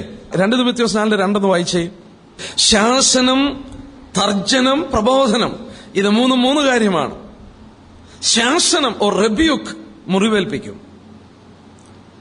ഏത് മൂപ്പന്മാരായിരുന്നു അതൊക്കെ ചെയ്യുന്നത്? ശാസിക്കുക. ഒരു ദൈവവൈതലിനെ വാസ്തവത്തിൽ പ്രബോധിപ്പിച്ചും ഗുണീകരിച്ചും അവനെ നീതിയിലെ അഭ്യസിപ്പിച്ച് അവനെ വളർത്തിയെടുക്കുമ്പോൾ അവൻ പാപത്തിന്റെ വഴിയിലേക്ക് വീണ്ടും പോവുകയാണെങ്കിൽ അവർ എന്ത് ചെയ്യുന്നറിയാമോ? അവർ ശാസിക്കും, റെബ്യൂക്ക് ചെയ്യും. ശാസനം, തർജ്ജനം, അതാണ് വാസ്തവത്തിൽ ഇവിടെ ടു ബീറ്റ് ഫ്ലാറ്റ്. ആ കാവൽക്കാർ അവളെ അടിച്ചിട്ട് മൂടുപടം എടുത്തു കളഞ്ഞെന്ന് പറഞ്ഞാൽ ഈ വിധത്തിൽ അവളോട് ഇടപെട്ടു. That is A disciplinary action. അവളെ കഠിനമേറിയ എടുക്കുകയാണ്. അങ്ങനെയുള്ള ആക്ഷൻ എന്ത് സംഭവിക്കുമെന്നറിയാം? മുറിവേൽക്കും. അത് ദൈവജനത്തിന്റെ ഒരു പ്രയോഗം അത് തന്നെയാണ്. ദൈവജനം എന്താണ് പറയുന്നത്? ഇരുവായ്ത്തിലുള്ള വാളാണെന്ന്. It is sharp. യോഹന്നാൻ 15 കർത്താവ് പറഞ്ഞു, എന്റെ പിതാവ് തോട്ടക്കാരനാണ്, കായ്ക്കുന്നൊക്കെ അവൻ എന്ത് ചെയ്യും? അധികം ഫലം കായ്ക്കേണ്ടതിന് ചെത്തിവെടിപ്പാക്കും. പ്രൂണിംഗ് ഉണ്ട്. പ്രൂണിംഗ്. മൂപ്പന്മാരും വാസ്തവത്തിൽ അവർ പ്രൂൺ ചെയ്യുകയല്ല, അവർ ശാസിക്കുന്നു. നമുക്ക് ഒരു വാക്യം ഒന്ന് വായിച്ചാട്ടെ. സദൃശവാക്യം 27:6, പ്രൊവേർബ്സ് 27:6. യെസ്, നമ്മള് ചില വിശ്വാസികൾക്ക് ചില മുറിവുകൾ വരുത്തണമെന്ന് തന്നെയാണ് വാസ്തവത്തിൽ. സ്നേഹിതൻ വരുത്തുന്ന മുറിവുകൾ വിശ്വസ്തയുടെ ഫലമാണ്. അവനോടുള്ള വിശ്വസ്തതയാണ് അവനെ ആ വിധത്തിൽ ശാസിക്കുകയും മുറിവേൽപ്പിക്കുകയും ചെയ്യുന്നത്. അവന്റെ പ്രാണനെ മുറിവേൽക്കും. അവനെ ആ വിധത്തിൽ ശാസിക്കുമ്പോൾ മുറിവേൽക്കും.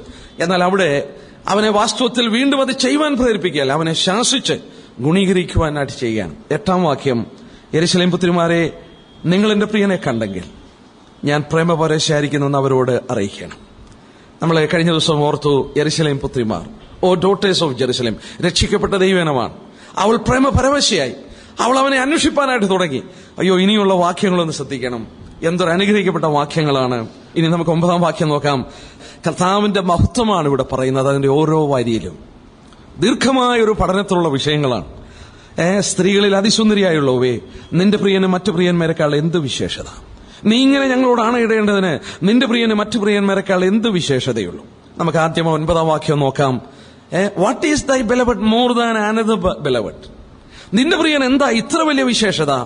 What kind of beloved is your beloved? New American standard Bible അങ്ങനെയാണ്. NIV-യില് how is your beloved better than other? മറ്റുള്ളവരിൽ നിന്ന് നിന്റെ പ്രിയൻ എന്താണ് ഇത്ര മറ്റുള്ളവരിൽ നിന്ന് വ്യത്യസ്തമായിരിക്കുന്നത്? നീ ഇത്ര പ്രേമപരവശയായിരിക്കാൻ കാരണം എന്താണ്? അത് ലോകത്തിന്റെ മനുഷ്യൻ അറിഞ്ഞുകൂടാ. മറ്റുള്ളവർക്ക് അത് മനസ്സിലാകില്ലേ? ആത്മീയ വളർച്ച സംഭവിക്കാത്തവർക്ക് അത് അറിഞ്ഞുകൂടാ. ഞാനിത് പറയുമ്പോഴൊക്കെ എടുത്തു പറയുന്ന ഒരു കാര്യമുണ്ട്. സമാഗമന കൂടാരം ഇതിന്റെ നല്ല ദൃഷ്ടാന്തമാണ്.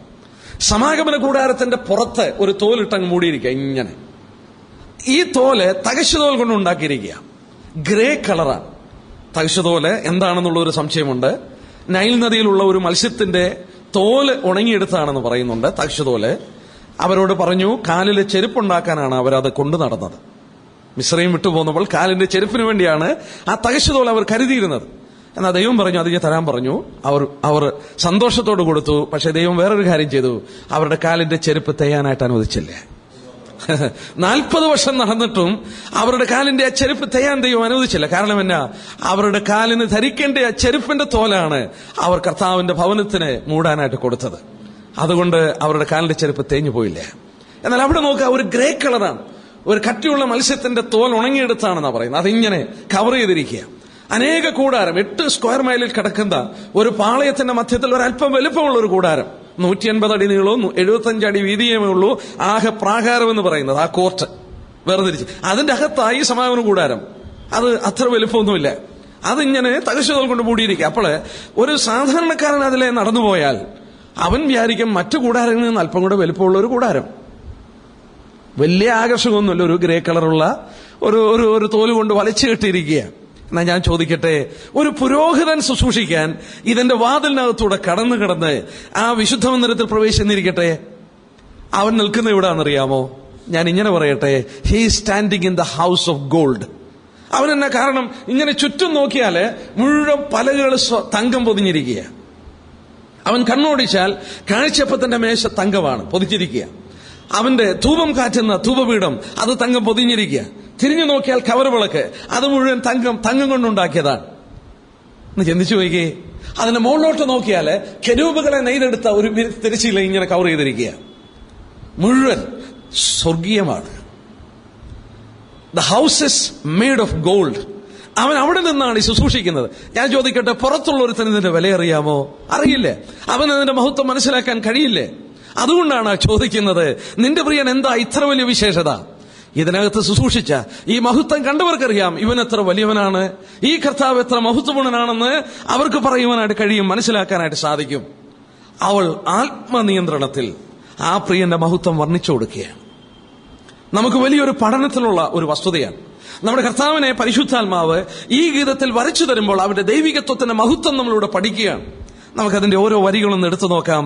കാരണം അത് നമ്മുടെ ഹൃദയത്തെ വളരെ സന്തോഷിപ്പിക്കും. നമ്മുടെ പ്രിയൻ ഇങ്ങനെയുള്ളവനാണെന്ന് നമ്മൾ മനസ്സിലാക്കുക. 10ാം വാക്യം, എന്റെ പ്രിയൻ വെണ്മയും ചുവപ്പുള്ളവൻ. 10,000 പേരിൽ അതിശ്രേഷ്ഠൻ. ഇംഗ്ലീഷ് ട്രാൻസ്ലേഷൻ, ശരിയായിട്ടുള്ള translation, my beloved is white and ruddy, the chiefest among 10,000. നമുക്ക് ആ പ്രിയന്റെ നിറം പറഞ്ഞു. എന്റെ പ്രിയൻ വെണ്മയും ചുവപ്പുള്ളവൻ. നമ്മൾ നേരത്തെ പഠിച്ചു, 2:1 നമ്മൾ പഠിച്ചു. എന്താണ്? ഞാൻ ഷാരോനിലെ റോസും താഴ്വരയിലെ ലില്ലി പുഷ്പമാണ്. അതിന്റെ 2 നിറം ഏതാ? ചുവപ്പും വെള്ളയും. ഇവിടെ പറഞ്ഞിരിക്കുന്ന നിറം എന്താ? എന്റെ പ്രിയൻ വെണ്മയും ചുവപ്പുമുള്ളവൻ. He's white and ruddy. Yes. ഓ, എന്തൊരു ബ്യൂട്ടിയാണെന്ന് നോക്കിയേ. ആ 2:1 അവൻ I am the rose of Sharon, ആ ഡീപ് റെഡ് കളറുള്ള റോസ് ഓഫ് ഷാരനും അതുപോലെ ലില്ലി പുഷ്പമാണ്. ലില്ലി പുഷ്പം വൈറ്റ് കളറാണ്. അവൻ വെളിച്ചമാണ്. വചനത്തിൽ ഈ ദൈവത്തിന്റെ വെളിപ്പാടുകൾ ലഭിക്കുന്ന ചില സന്ദർഭങ്ങളുണ്ട്. വെളിപ്പാട് ദിവസം 4:3 സിംഹാസനത്തിൽ ഇരിക്കുന്നവൻ കാഴ്ചയ്ക്ക് സൂര്യകാന്തത്തോടും പത്മരാഗത്തോടും സദൃശ്യം. പത്മരാഗത്തിന്റെ നിറം എന്താണെന്നറിയാമോ? ബ്ലഡ് റെഡ് കളറാ, ഡീപ് റെഡ് കളർ. അതിങ്ങനെ ഗ്ലോ, ഇങ്ങനെ പ്രകാശം സ്ഫുരിച്ചുകൊണ്ടിരിക്കുക, ഡീപ് റെഡ് കളർ. പിന്നെ സൂര്യകാന്തം അസഹനീയമായ പ്രകാശം സ്ഫുരിക്കുകയാണ്. അപ്പോൾ അവിടെയും ആ സിംഹാസനത്തിൽ ഇരിക്കുന്നവൻ ഡീപ് റെഡ് കളർ, വളരെ ആഴമേറിയ ചുവപ്പ് നിറത്തിന്റെ ശോഭയും അതുപോലെ അസഹനീയമായി വെട്ടിത്തിളങ്ങുന്ന ശോഭയും ദൈവത്തെ അവിടെ വരച്ചു കാണിക്കുകയാണ്. എസെക്കിയേൽ 1:1 വാക്യത്തിലും 26-28 വാക്യത്തിലും നമ്മൾ വായിക്കുന്നു. 27-ാം വാക്യം വായിച്ചാൽ, അവന്റെ അര മുതൽ മേലോട്ട് അതിനകത്തും ചുറ്റും തീക്കൊത്ത ശുക്ലസ്വർണ്ണം പോലെ കണ്ടു. അവന്റെ അര മുതൽ കീഴോട്ട് തീ പോലെ ഞാൻ കണ്ടു. ദൈവത്തിന്റെ മഹത്വം അവിടെ വർണ്ണിക്കുകയാണ്. എസെക്കിയേൽ 1:27. ദൈവം അടുത്തുകൂടാത്ത വെളിച്ചത്തിൽ വസിക്കുന്നു. ദൈവം വെളിച്ചമാണ്. വസ്ത്രം ധരിക്കും പോലെ പ്രകാശം അവനെ ചുറ്റിയിരിക്കുന്നു. നമുക്കിനി ഇതിന്റെ അർത്ഥം നോക്കാം. ആ വൈറ്റ്നസ്, ആ അടുത്തുകൂടാത്ത അസഹനീയമായ പ്രകാശം, ആ വെണ്മ നിറം എന്തിനെ കാണിക്കുന്നു? It shows his absolute purity, holiness. അവന്റെ വിശുദ്ധി, ഇന്നസെൻസ്, പ്യൂരിറ്റി. നമ്മള് എബ്രായലേഖനം 7:26 കർത്താവിനെ കുറിച്ച് പറയുമ്പോൾ വാക്കുകളില്ല പറയാൻ. അവിടെ പറഞ്ഞു വരുമ്പോൾ he's holy, harmless, undefiled, separated from sinners, higher than heavens. അവൻ സ്വർഗത്തെക്കാൾ ഉന്നതനായി. നോക്കുക, അതിനെക്കാട്ടിൽ വാക്കുകളില്ലേ. He's so pure, he's the lily of the valley. താഴ്വരയിലേക്ക് ഇറങ്ങി വന്നപ്പോൾ ഈ പാപം നിറഞ്ഞ പങ്കുലമായ നസറേത്തിൽ നഥനയേൽ ചോദിച്ചു, വല്ല നന്മയോടെ എന്ന് വരുമോ? അവിടെ നിന്ന് ഒരു നന്മയും വരാൻ സാധിക്കില്ല. പക്ഷെ അവൻ വളർന്നത് നസറേത്തിലാണ്. He was the lily of the valley. ആ താഴ്വരയിലെ ലിലി പുഷ്പമായിരുന്നു. He was so pure. പാപപ്പെട്ട ഒരു വീട്ടിലാണ് അവൻ ജനിച്ചത്. സാധാരണ പാപം തളം തെറ്റി നിൽക്കുന്ന പ്രതലമാണ്. പക്ഷെ അവിടെയൊക്കെ അവൻ എങ്ങനെ ജീവിച്ചു? വിശപ്പുള്ളവനായി, ദാഹിക്കുന്നവനായി. മാത്രമല്ല, കഴിഞ്ഞ ദിവസം നമ്മൾ ഓർത്തു, അവനെ ഒരു ജാരസന്തതിയായിട്ട് യഹൂദന്മാർ വിളിച്ചു. ആ വിധത്തിൽ അവൻ ജനിച്ചു വളർന്നു വന്നു. But he was pure. എന്റെ പ്രിയൻ വെണ്മയും ചുവപ്പുമുള്ളവൻ. അർത്ഥപൂർണമാണ്. റൂഡി എന്ന് പറഞ്ഞാൽ എബ്രായ നൗണ് എന്താണെന്നറിയാമോ? അഡൂം, ആഡം എന്നുള്ള പദമാണ്. മനുഷ്യനായവൻ എന്നാണ് അതിന്റെ അർത്ഥം. Earthly, he is not only so holy, അവൻ ചുവന്നവനാണ്, അവൻ മനുഷ്യനായി തീർന്നവനാണ്. വചനത്തിൽ എത്ര പ്രാവശ്യം അത് എടുത്തു പറഞ്ഞു? സംഖ്യാപുസ്തകം 19 ചുവന്ന പശുക്കിടാവ് ഇല്ലേ? 2:1 ആ അധരങ്ങൾ ചുവപ്പ് നൂൽ പോലെ. 3:10 രക്താംബരം. 4:3 മാതളപ്പഴത്തിന്റെ ഖണ്ഡം. കർത്താവിന്റെ മനുഷ്യാവതാരത്തെ കാണിക്കുന്നു. എബ്രായർ 2:14 നമ്മൾ വായിക്കുന്നു, മനുഷ്യൻ ജഡരക്തങ്ങളോട് കൂടിയവരാകിയാൽ അവനും അവരെ പോലെ ജഡരക്തങ്ങളോട് കൂടിയവനായി. മാത്രമല്ല, is A glorified son of മാൻ. ആ മഹത്വപൂർണനായ മനുഷ്യപുത്രനാണ് അവൻ. അവനെയാണ് ഇന്ന് അവൾ വർണ്ണിക്കുന്നത് വെണ്മയും ചുവപ്പുള്ളവൻ, ഗ്ലോറിഫൈഡ് സൺ ഓഫ് മാൻ. അവൻ മനുഷ്യനാണ്, പക്ഷെങ്കിൽ ഹി ഈസ് ഗ്ലോറിഫൈഡ്. അവൻ തിരസ്കരിക്കപ്പെട്ട് കഴിഞ്ഞു. അപ്പൊ അവന്റെ ആ മഹത്വം എടുത്തു കാണിക്കുകയാണ്. പിന്നീട് അതുള്ള ബന്ധത്തിൽ എടുത്തു പറഞ്ഞു നോക്കിയാട്ടെ, വെണ്മയും ചുവപ്പുള്ളവനാണ്. ഇത് ഒരു കാര്യം കൂടെ ചൂണ്ടിക്കാണിക്കുന്നു, അവന്റെ എറ്റേണൽ യൂത്ത്, അല്ലെങ്കിൽ അവന്റെ ആ യൗവനത്തിന്റെ തുടിപ്പിനെ കൂടെ കാണിക്കുന്നു. ദാവീദിനെ കുറിച്ച് ഇതേ പദമാണ് ഉപയോഗിച്ചത്. 1 ശമൂവേൽ 16:12. 1 ശമൂവേൽ chapter 16:12. ദാവീദിനെ കുറിച്ച് പറഞ്ഞപ്പോൾ എങ്ങനെ പറഞ്ഞു? അവന് മലയാളത്തിലൊന്ന് വായിച്ചേ. 1 ശമൂവേൽ 16:12. ദാവീദിനെ കുറിച്ച് പറഞ്ഞപ്പോൾ, ഡേവിഡിന്റെ ബാല്യകാലത്തെ കുറിച്ച് പറഞ്ഞപ്പോൾ ഈ പദമോട് ഉപയോഗിക്കുന്നുണ്ട്. 1 ശമൂവേൽ 16:12. പവിഴനേത്രമുള്ളവൻ, ഈ വാസ് റൂഡി എന്നാ English, was ruddy and withal a beautiful countenance and goodly to look to. അവന്റെ സൗന്ദര്യം, ദാവീദിന്റെ സൗന്ദര്യം എടുത്ത് പറയുകയാണ്. നമ്മുടെ കർത്താവിന്റെ യൗവനത്വത്തിന്റെ തുടിപ്പ് ഈ നിറത്തിൽ കൂടെ മനസ്സിലാക്കാൻ കഴിയുന്നുണ്ട്.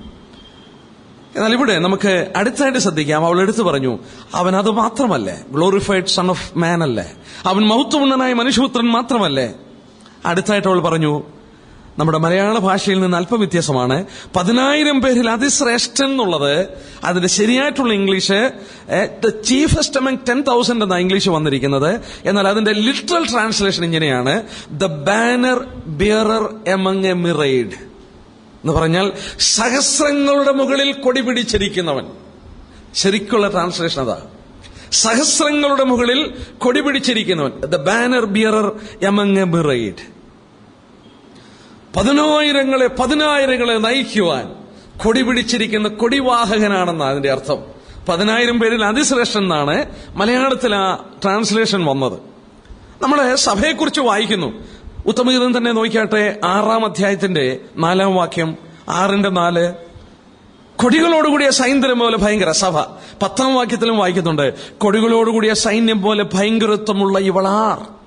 സഭയെക്കുറിച്ച് പറയുകയാണ്, കൊടികളോടുകൂടിയ സൈന്യമാണ്. 2-ാം അധ്യായത്തിന്റെ 4-ാം വാക്യത്തിൽ ആ പ്രിയൻ ഒരു കൊടി പിടിച്ചായിട്ട് പറഞ്ഞു. 2:4.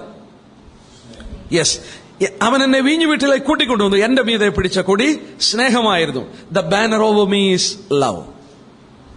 അപ്പോള് ഈ വലിയ സഭ എത്ര പേരെ കൊണ്ടാ ഉള്ളത് നമുക്കറിയില്ലേ.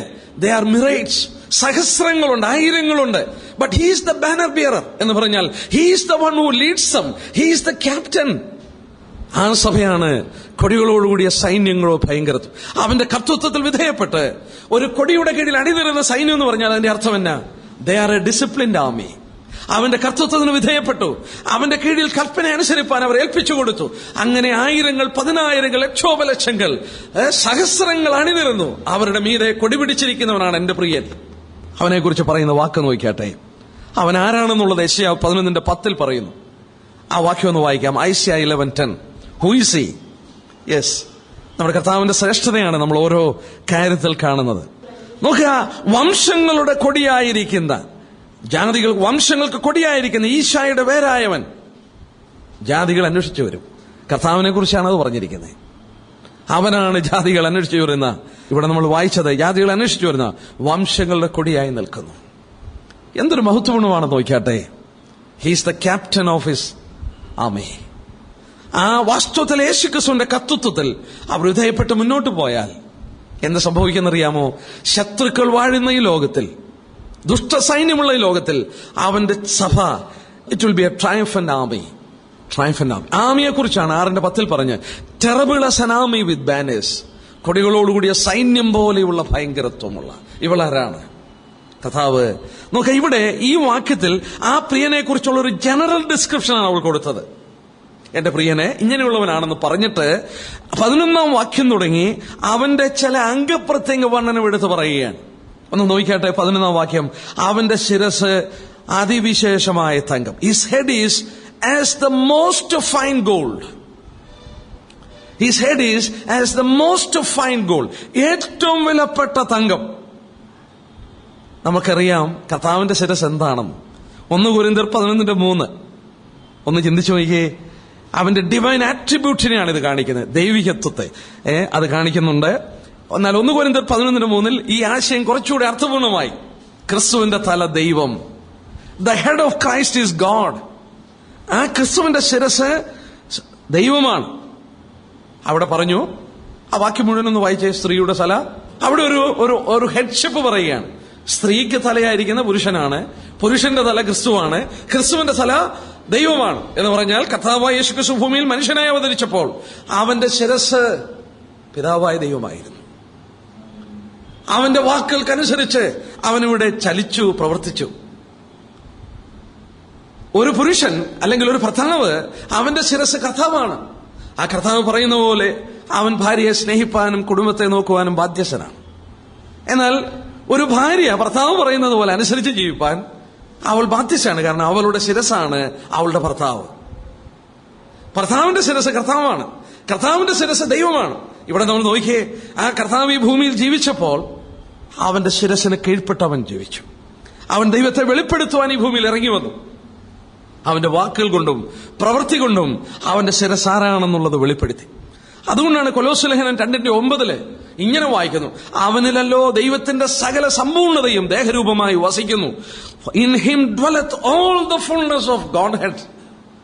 ആ ദൈവികത്വത്തിന്റെ, ആ ശിരസിന്റെ മുഴുവൻ ശാരീരികമായി അവനിൽ വസിച്ചു. അവനെ കണ്ടവർ ദൈവത്തെ കണ്ടു. അവന്റെ വാക്കുകൾ കേട്ടവർ ദൈവിക വാക്കുകൾ കേട്ടു. അവന്റെ ശിരസ് തനി തങ്കമാണ്, ദ മോസ്റ്റ് ഫൈൻ ഗോൾഡ്. എത്ര മഹത്വമാണെന്ന് നോക്കിയാട്ടെ.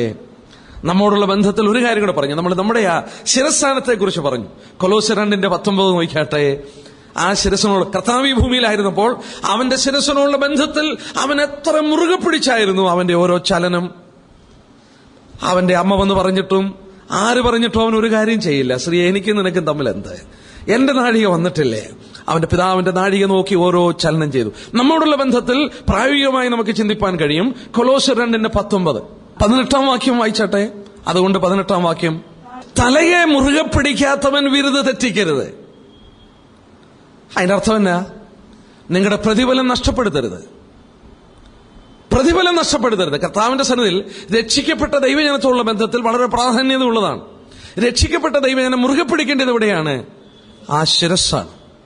ഹിസ് ലോർഡ്ഷിപ്പ് നമ്മൾ വളരെയധികം പഠിക്കേണ്ട ഒരു കാര്യമാണ്. യേശുവിന്റെ കർത്തൃത്വം. എന്തിനാണ് ഈ വചനത്തിനൊക്കെ പ്രാധാന്യം കൊടുക്കുന്നത്? ആ ശിരസിനെ മുറുകെ പിടിക്കുകയാണ്. അവൻ പറഞ്ഞ ഉപദേശങ്ങൾ, ആ ശിരസിനെ മുറുകെ പിടിക്കുകയാണ്. നമ്മൾ ആ ഡോക്ടറിനൊക്കെ വളരെ പ്രാധാന്യം കൊടുക്കുമ്പോൾ എന്താ നമ്മൾ ഇത്ര പ്രാധാന്യം കൊടുക്കുന്നത്? യെസ്, നമ്മൾ ആ ശിരസിനെ, അവൻ പറഞ്ഞ വാക്കുകളെ മുറുകെ പിടിക്കുകയാണ്. തിരുവചനത്തിൽ വായിച്ചു, തലയെ മുറുകെ പിടിക്കാതെ നിങ്ങളുടെ വിരുദ് നഷ്ടപ്പെടരുത്. തിമത്യോസിനെ രേഖപ്പെടുത്തി, ഒരുത്തൻ മല്ല് കെട്ടിയാലും ചട്ടപ്രകാരം പോരാടുന്നില്ലെങ്കിൽ കിരീടം പ്രാപിക്കത്തില്ലേ? യെസ്, നമ്മൾ മുറുകെ പിടിക്കേണ്ടത് ആ ശിരസിനെയാണ്. നമുക്കിന്ന് ആ തലയെ മുറുകെ പിടിക്കുമ്പോൾ ചിലപ്പോൾ നമ്മൾ ചെറിയ കൂട്ടരായിരിക്കാം, ചിലപ്പോൾ നമുക്ക് വളരെ ബുദ്ധിമുട്ടുള്ള കൂട്ടങ്ങളായിരിക്കാം. പക്ഷെ അവിടെയെല്ലാം ഒരു കാര്യം ഓർത്തോണം, നമ്മൾ മുറുകെ പിടിക്കുന്ന ആ ശിരസിനെയാണ്. നമുക്ക് വാസ്തവത്തിൽ ഈ ലോകത്തിന്റെ ഒഴുക്കിനകത്തൊക്കെ പെടാം. ഇപ്പോഴത്തെ ഈ എമോഷണലിസവും കാര്യത്തിനകത്തൊക്കെ we can be carried away. പക്ഷെ അങ്ങനെ പോയി കഴിഞ്ഞാൽ ദൈവമക്കളെ സംബന്ധിച്ച് അവർക്ക് വിരുദ് നഷ്ടപ്പെടും. They will not be rewarded. തിമത്യോസിന് പൗലോസ് എഴുതി, മല്ല് കെട്ടിയാലും ശരി അവൻ ചട്ടപ്രകാരം പോരാടുന്നില്ലെങ്കിൽ കിരീടം പ്രാപിക്കില്ല. അത് തന്നെ ഇവിടെ വായിക്കുന്നു. തലയെ മുറുകെ പിടിക്കണം, അല്ലെങ്കിൽ വിരുദ് നിങ്ങളുടെ നഷ്ടപ്പെടും. യേശുക്രിസ്തു ഈ ഭൂമിയിലായിരുന്നപ്പോൾ തന്റെ പിതാവിനോട് എങ്ങനെ ബന്ധപ്പെട്ടിരുന്നു? നമ്മൾ അതുപോലെ ബന്ധപ്പെടണം. ഇവിടെ എടുത്തു പറഞ്ഞു, അവന്റെ ശിരസ് അത് വിശേഷപ്പെട്ട തങ്കമായിരുന്നു. അടുത്തായിട്ട് എടുത്തു പറഞ്ഞു, അതിന്റെ 11ാം വാക്യത്തിന്റെ 2ാം ഭാഗം, അവന്റെ കുറുനിരകൾ ചുരുണ്ടും കാക്കെ പോലെ കറുത്തു വിരിക്കുന്നു. His locks are bushy and black as a raven. His locks, അവന്റെ തലമുടിയെ കുറിച്ചാണ് നമ്മൾ നേരത്തെ പഠിച്ചല്ലോ. നാസൂതക്കാരന്റെ തലമുടി എന്തിനെയാണ് കാണിക്കുന്നത്? അവന്റെ സമർപ്പണത്തെയാണ്. അവന്റെ സമർപ്പണത്തെയാണ്. നോക്കുക, അവന്റെ സമർപ്പണം എന്തിനു വേണ്ടിയായിരുന്നു അവന്റെ ആ സമർപ്പണം? യോഹന്നാൻ 17:19 അവർ സാക്ഷാൽ വിശുദ്ധീകരിക്കപ്പെട്ടവരാകേണ്ടതിന് ഞാൻ അവർക്ക് വേണ്ടി എന്നെ തന്നെ വിശുദ്ധീകരിക്കുന്നു. അവൻ എന്തിനാണ് ഈ വിധത്തിൽ സമർപ്പിച്ചത്? ആ കറുത്തിരിക്കുന്ന ആ തലമുടി അവന്റെ സമർപ്പണത്തെ പഠിപ്പിക്കുന്നുണ്ട്. നാസ്വതക്കാരന്റെ ആ തലമുടിയെ കുറിച്ച് പഠിച്ചപ്പോൾ നമ്മൾ ഓർത്തു. ഇവിടെ നോക്കിയാട്ടെ, ആ തലമുടി എന്തിനാണ് ഈ വിധത്തിൽ അവൻ തന്നെത്താൻ സമർപ്പിച്ചിറങ്ങി വന്നത്? അവർ സാക്ഷാൽ വിശുദ്ധീകരിക്കപ്പെടണം. They should be sanctified. I sanctify myself that they should be sanctified. കർത്താവ് ഈ ഭൂമിയിൽ അവൻ എന്തെങ്കിലും വിശുദ്ധി ഉണ്ടാക്കാനാണോ? അല്ല, അവൻ വിശുദ്ധനാണ്. But he separated himself that we should become sanctified and separated for God. അവൻ ഈ ഭൂമിയിൽ ജീവിച്ചപ്പോൾ അങ്ങനെയാണ്. അത് പറഞ്ഞു, അത് കാക്കയെ പോലെ കറുത്തിരിക്കുന്നു. അതിനകത്തൊരല്പം പോലെ ക്ഷയം വന്നിട്ടില്ല. ഹോശേയ 7:9 വായിക്കുമ്പോൾ നമുക്കത് പഠിക്കാൻ കഴിയും. ഹോശേയ 7:9, ഹോശേയ ചാപ്റ്റർ 7 വേഴ്സ് 9. അവന്റെ എറ്റേണൽ വിഗർ അല്ലെങ്കിൽ ലൈഫിന്റെ വിഗർ, ആ ജീവന്റെ തുടിപ്പിനെയും അവന് മാറ്റമില്ലെന്നുള്ളതിന്റെയും ഒരു തെളിവാണ്.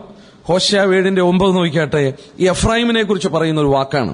അവൻ അവിടെ നരച്ചിരിക്കുന്നു, എങ്കിലും അവൻ അറിയുന്നില്ല. 10 ഗോത്രങ്ങൾ പ്രവാസത്തിലേക്ക് പോകുമ്പോൾ ആ 10 ഗോത്രങ്ങളെ കുറിച്ചാണ് എഫ്രൈം എന്ന് സാധാരണ എടുത്ത് പറയുന്നത് വചനത്തിൽ. എഫ്രൈം എന്നും യൂദയെന്നുമായി. യൂദ എന്ന് പറയുമ്പോൾ ഇപ്പുറത്തെ 2 ഗോത്രമാണ്, യൂദയും ബെഞ്ചമിനും. അപ്പൊ എഫ്രൈമിനെ നരപിടിച്ചിരിക്കുന്നു എന്ന് പറയുമ്പോൾ അവന്റെ ബലം ക്ഷയിച്ചു തുടങ്ങി. നരയൊക്കെ പിടിക്കുമ്പോൾ എന്താ അതിന്റെ അർത്ഥം? എന്നാ ആ നിത്യ യൗവനത്വമൊക്കെ കുറഞ്ഞു തുടങ്ങി എന്നുള്ളതിന്റെ ഒരു ലക്ഷണമാണ്. പക്ഷെ ഇവിടെ പറയുന്നത് അവനത് സംഭവിച്ചിട്ടോ അവൻ അറിയുന്നില്ലേ. അപ്പോൾ ഇവിടെ ഈ വചനത്തിൽ അവന്റെ ബലം ക്ഷയിച്ചു വെക്കുന്നു എന്നുള്ളതിന്റെ അടയാളമാണ് അവൻ അവിടെ നര പിടിച്ചിരിക്കുന്നു. കർത്താവിനെ കുറിച്ച് പറഞ്ഞപ്പോൾ എന്താ പറഞ്ഞേ? അവന്റെ തലമുടിക്ക് നരയില്ലേ, അവന്റെ തലമുടി കാക്കയെ പോലെ കറുത്തിരിക്കുകയാണ്. കാക്കയെ പോലെ കറുത്തിരിക്കുകയാണ്. അത് മാത്രമല്ല, അതിന്റെ കുല ഇവിടെ എടുത്തു പറഞ്ഞു ഇസ് ലോക്സ് എന്നാണ്. അത് വേറെ JB ട്രാൻസ്ലേഷനകത്ത് വളരെ രസകരമായിട്ടൊരു ട്രാൻസ്ലേഷനാണ്. His locks are bushy, his locks are palm fronds and black as raven എന്ന് പറഞ്ഞാൽ പനയുടെ കുല പോലെ കിടക്കുന്നു. പനയുടെ കുല പോലെ. പനങ്കുല കാണാനറിയാം, അതിങ്ങനെ കിടക്കുകയാണ്. ആഫ്രിക്കക്കാരുടെ ഒക്കെ തലമുടി കണ്ടിട്ടില്ല, ഇങ്ങനെ കിടക്കുന്നത്. അതുപോലെ പനങ്കുല പോലെ കിടക്കുകയാണ്. അത് കറുത്തിരിക്കുകയാണ്. അവന്റെ ആ പ്രത്യേക സമർപ്പണത്തെ അത് കാണിക്കുകയാണ്. എന്തിനു വേണ്ടി? എനിക്ക് വേണ്ടി സമർപ്പിച്ചവൻ, മനുഷ്യനായി തീർന്ന കർത്താവ്, ആ ചുമപ്പും വെണ്മയുള്ളവൻ, വിശുദ്ധൻ. അവൻ ദൈവജനത്തെ നടത്തുന്ന 10,000ങ്ങളിൽ ശ്രേഷ്ഠൻ. 12ാം വാക്യം നോക്കിയാട്ടെ, അതോടെങ്കിലും തീർക്കാൻ നോക്കാം. 12ാം വാക്യം, അവന്റെ കണ്ണ് നീർത്തോളുടെ അരികെയുള്ള പ്രാവുകൾക്ക് തുല്യം, അത് പാലുകൊണ്ട് കഴുകിയതും ചേർച്ചയായി പതിച്ചതുമാകുന്നു. വളരെയധികം അർത്ഥപൂർണമായ ഒരു വാക്യമാണ്. എന്താണെന്നറിയാമോ? കർത്താവിന്റെ കണ്ണുകളെ കുറിച്ചാണ് ഈ പറയുന്നത്. അവളുടെ കണ്ണുകളെ കുറിച്ച് 1:15 4:1 പറഞ്ഞു, നിന്റെ കണ്ണ് പ്രാവിന്റെ കണ്ണ് പോലെ ഇരിക്കുന്നു എന്നൊക്കെ പറഞ്ഞു. ഇവിടെ പറഞ്ഞപ്പോൾ അവന്റെ കണ്ണ് നീർത്തോടുകളുടെ അരയുള്ള പ്രാവുകൾക്ക് തുല്യം. ഒന്നാമത് ശ്രദ്ധിച്ചാട്ടെ, കണ്ണുകൾ ഒത്തിരി കഥ പറയുന്നതാ. ഒരു തന്റെ കണ്ണി നോക്കിയാൽ മിക്കവാറും ആളിനെയൊക്കെ സാധാരണക്കാർക്ക് പിടികിട്ടും. കള്ളുകുടിയന്മാരുടെ കണ്ണി നോക്കിയാൽ അറിയാം, ദുഃഖമുള്ളവരുടെ കണ്ണി നോക്കിയാൽ അറിയാം, സന്തോഷമുള്ളവരുടെ കണ്ണി നോക്കിയാൽ അറിയാം, നൈർമല്യതയുള്ളവരുടെ കണ്ണി നോക്കിയാൽ അറിയാം, ഹൃദയത്തിന്റെ കാപട്യമുള്ളവരുടെ കണ്ണി നോക്കിയാൽ അറിയാം. മാത്രമല്ല, കണ്ണുകളൊക്കെ ഒരുപാട് കഥ പറയും. കൊച്ചു കുഞ്ഞുങ്ങളുടെ കണ്ണി നോക്കിയാൽ നല്ല ഇന്നസെൻസ് കാണാം കേട്ടോ. കർത്താവിന്റെ കണ്ണ് ഇവിടെ എടുത്ത് പരിശുദ്ധാത്മാവ് രേഖപ്പെടുത്തിയിരിക്കുകയാണ്. എന്താണ്? നീർത്തോടിന്റെ അരികെയുള്ള പ്രാവിനെ പോലെയാ. By the rivers of water. ഒരു വാക്യം ഒന്ന് എടുത്താട്ടെ, 46 സങ്കീർത്തനത്തിന്റെ 4-ാം വാക്യം. ഒരു നദിയുണ്ട്, അതിന്റെ തോടുകൾ ദൈവനഗരത്തെ, അത്യുന്നതന്റെ വിശുദ്ധ നിവാസത്തെ തന്നെ സന്തോഷിപ്പിക്കുന്നു. ആ നദി എന്തിനാ കാണിക്കുന്നതെന്നറിയാമോ? പരിശുദ്ധാത്മാവിനെയാ. യോഹന്നാൻ 7:37 തൊട്ടുള്ള വാക്യത്തിൽ കർത്താവ് പറഞ്ഞു, എന്നിൽ വിശ്വസിക്കുന്നതിന്റെ ഉള്ളിൽ നിന്ന് ജീവന്റെ ജലനദി ഒഴുകും. അത് തന്നിൽ വിശ്വസിക്കുന്നവർക്ക് നൽകാനിരിക്കുന്ന പരിശുദ്ധാത്മാവിനെ കുറിച്ചാണ് പറഞ്ഞത്. ഇവിടെ നോക്കിയ പ്രാവിനോടാണ് അവന്റെ കണ്ണിനെ ഉപമിച്ചത്. മാത്രമല്ല, ഈ നദിക്കരികിലുള്ള പ്രാവിനെ പോലെ. എന്താ ഇതിന്റെ അർത്ഥം എന്നറിയാമോ? എത്ര അർത്ഥപൂർണ്ണമാണെന്ന് നോക്കിയാട്ടെ. പരിശുദ്ധാത്മാവിനെ ഒരിക്കൽ പോലും ദുഃഖിപ്പിക്കാത്ത ആ വിശുദ്ധിയുടെ കണ്ണുകളെ കാണിക്കുന്നു. പ്രാവ് വിശുദ്ധിയുള്ള പക്ഷിയാണ്, നമ്മൾ നേരത്തെ പഠിച്ചു.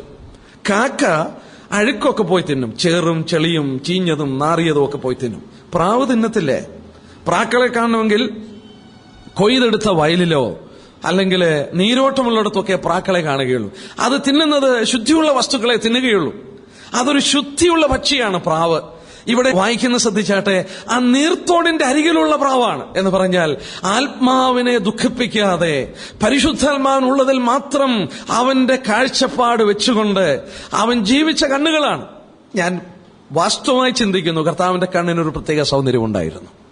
മറ്റൊന്നും കൊണ്ടല്ല, ഒരിക്കൽ പോലും അവന്റെ ആത്മാവിനെ അവൻ ദുഃഖിപ്പിച്ചിട്ടില്ല. അങ്ങനെയാണെങ്കിൽ ആ ശോഭ ആ കണ്ണിൽ ശോഭിച്ച് കാണും. ലിറ്ററലി ആ ശോഭ അവന്റെ കണ്ണിൽ കണ്ടു കാണും. യെസ്, മാത്രമല്ല അത് എടുത്തു പറഞ്ഞു, അത് പാലുകൊണ്ട് കഴുകിയതാണ്. പാൽ എന്തിനെ കാണിക്കുന്നു?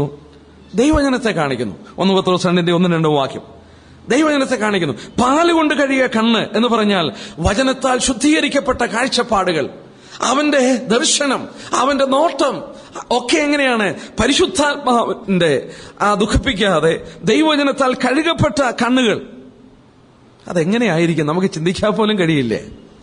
പാലുകൊണ്ട് കഴിയ കണ്ണ്. നമ്മളുടെ നോട്ടവും നമ്മുടെ ശ്രദ്ധയും നമ്മുടെ കാഴ്ചപ്പാടും ഒക്കെ വചനത്താൽ കഴുകപ്പെട്ടാൽ അത് പറയാൻ സാധിക്കും പാലുകൊണ്ട് കഴിയ കണ്ണാണെന്ന്.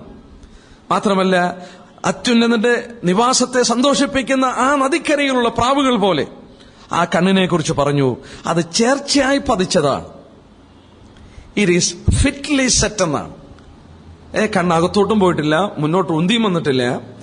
It is fitly set. സൗന്ദര്യത്തിന്റെ വലിയ പ്രതീകമാണ് ആ കണ്ണുകള്. എന്നാൽ ആ കണ്ണുകളെ കർത്താവിന്റെ മഹത്വത്തെയാണ് വരച്ചു കാണിക്കുന്നത്. ചേർച്ചയായി പതിച്ചു.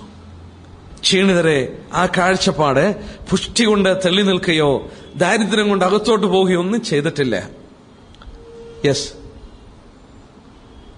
എന്തൊരു മഹത്വപൂർണമായ ഒരു ദർശനമായിരിക്കും കർത്താവിന്റെ ആ കാണ്. നമ്മുടെയൊക്കെ ദൃഷ്ടി എടുത്തു നോക്കിയാൽ എത്രയോ ലോകസ്നേഹം, ലോകത്തിന്റെ ആഡംബരങ്ങള്, ലോകത്തിന്റെ ഇമ്പങ്ങളിലേക്കൊക്കെ ആ കണ്ണുകൾ ഇറങ്ങിപ്പോകും. എത്രയോ മാലിന്യങ്ങളൊക്കെ ഈ കണ്ണിൽ കൂടെ കടന്നുപോയിട്ടുണ്ട്. എന്നാൽ ദൈവത്തിന്റെ കണ്ണുകൾ അങ്ങനെയല്ല. യെസ്, ലോകസ്നേഹമൊന്നും ഏശാത്ത കണ്ണുകള്, ലോകത്തിന്റെ ഇമ്പങ്ങളിലേക്ക് കടന്നുപോകാത്ത കണ്ണുകള്, പാലുകൊണ്ട് കഴുകിയെടുത്ത കണ്ണുകള്, നദിക്കരയിലുള്ള പ്രാവുകളെ പോലെയുള്ള ആ കണ്ണുകള്, അവന്റെ സൗന്ദര്യം അത് വളരെ വർദ്ധിക്കുന്ന കണ്ണുകളായിരുന്നു. നമ്മുടെ കർത്താവിന്റെ മഹത്വം എന്ന് ഓർത്തു നോക്കി. ആ കണ്ണുകളെ ഇവിടെ വർണ്ണിക്കുകയാണ്. കർത്താവിന്റെ മഹത്വമാണ് ഇവിടെ വർണ്ണിക്കുന്നത്. എന്റെ പ്രിയൻ ഇങ്ങനെയുള്ളവനാണ്. ആ കർത്താവിന്റെ മഹത്വം നമുക്ക് തുടർന്ന് പഠിക്കാം, ചിന്തിക്കാം. അവന്റെ ആത്മാവ് നമ്മെ സഹായിക്കട്ടെ. നമ്മൾ ഇന്നലെ ആദ്യം പഠിച്ചത് ആ പ്രിയന്റെ ക്ഷണമാണ്. നമ്മളെ വാസ്തവത്തിൽ അവന്റെ കൂടെ അവന്റെ കാര്യങ്ങളിൽ നമ്മളെ ഏർപ്പെടുത്തുവാൻ ശ്രമിക്കുമ്പോൾ വലിയ മടി വാസ്തവത്തിൽ ആ വലിയ അനുഗ്രഹങ്ങളെ നഷ്ടമാക്കി കളയുന്നു. അവന്റെ ഹൃദയം വേദനിക്കുമ്പോൾ നമ്മളെ ഉപേക്ഷിക്കാത്ത നിത്യമായ സ്നേഹത്താൽ സ്നേഹിച്ച് നമ്മളെ വീണ്ടും യഥാസ്ഥാനപ്പെടുത്തുന്ന സ്നേഹിക്കുന്ന കർത്താവിനെ നമുക്ക് ഉണ്മയായി സ്നേഹിക്കാം. അവന്റെ വലിയ നാമം മഹത്വപ്പെടുമാറാകട്ടെ.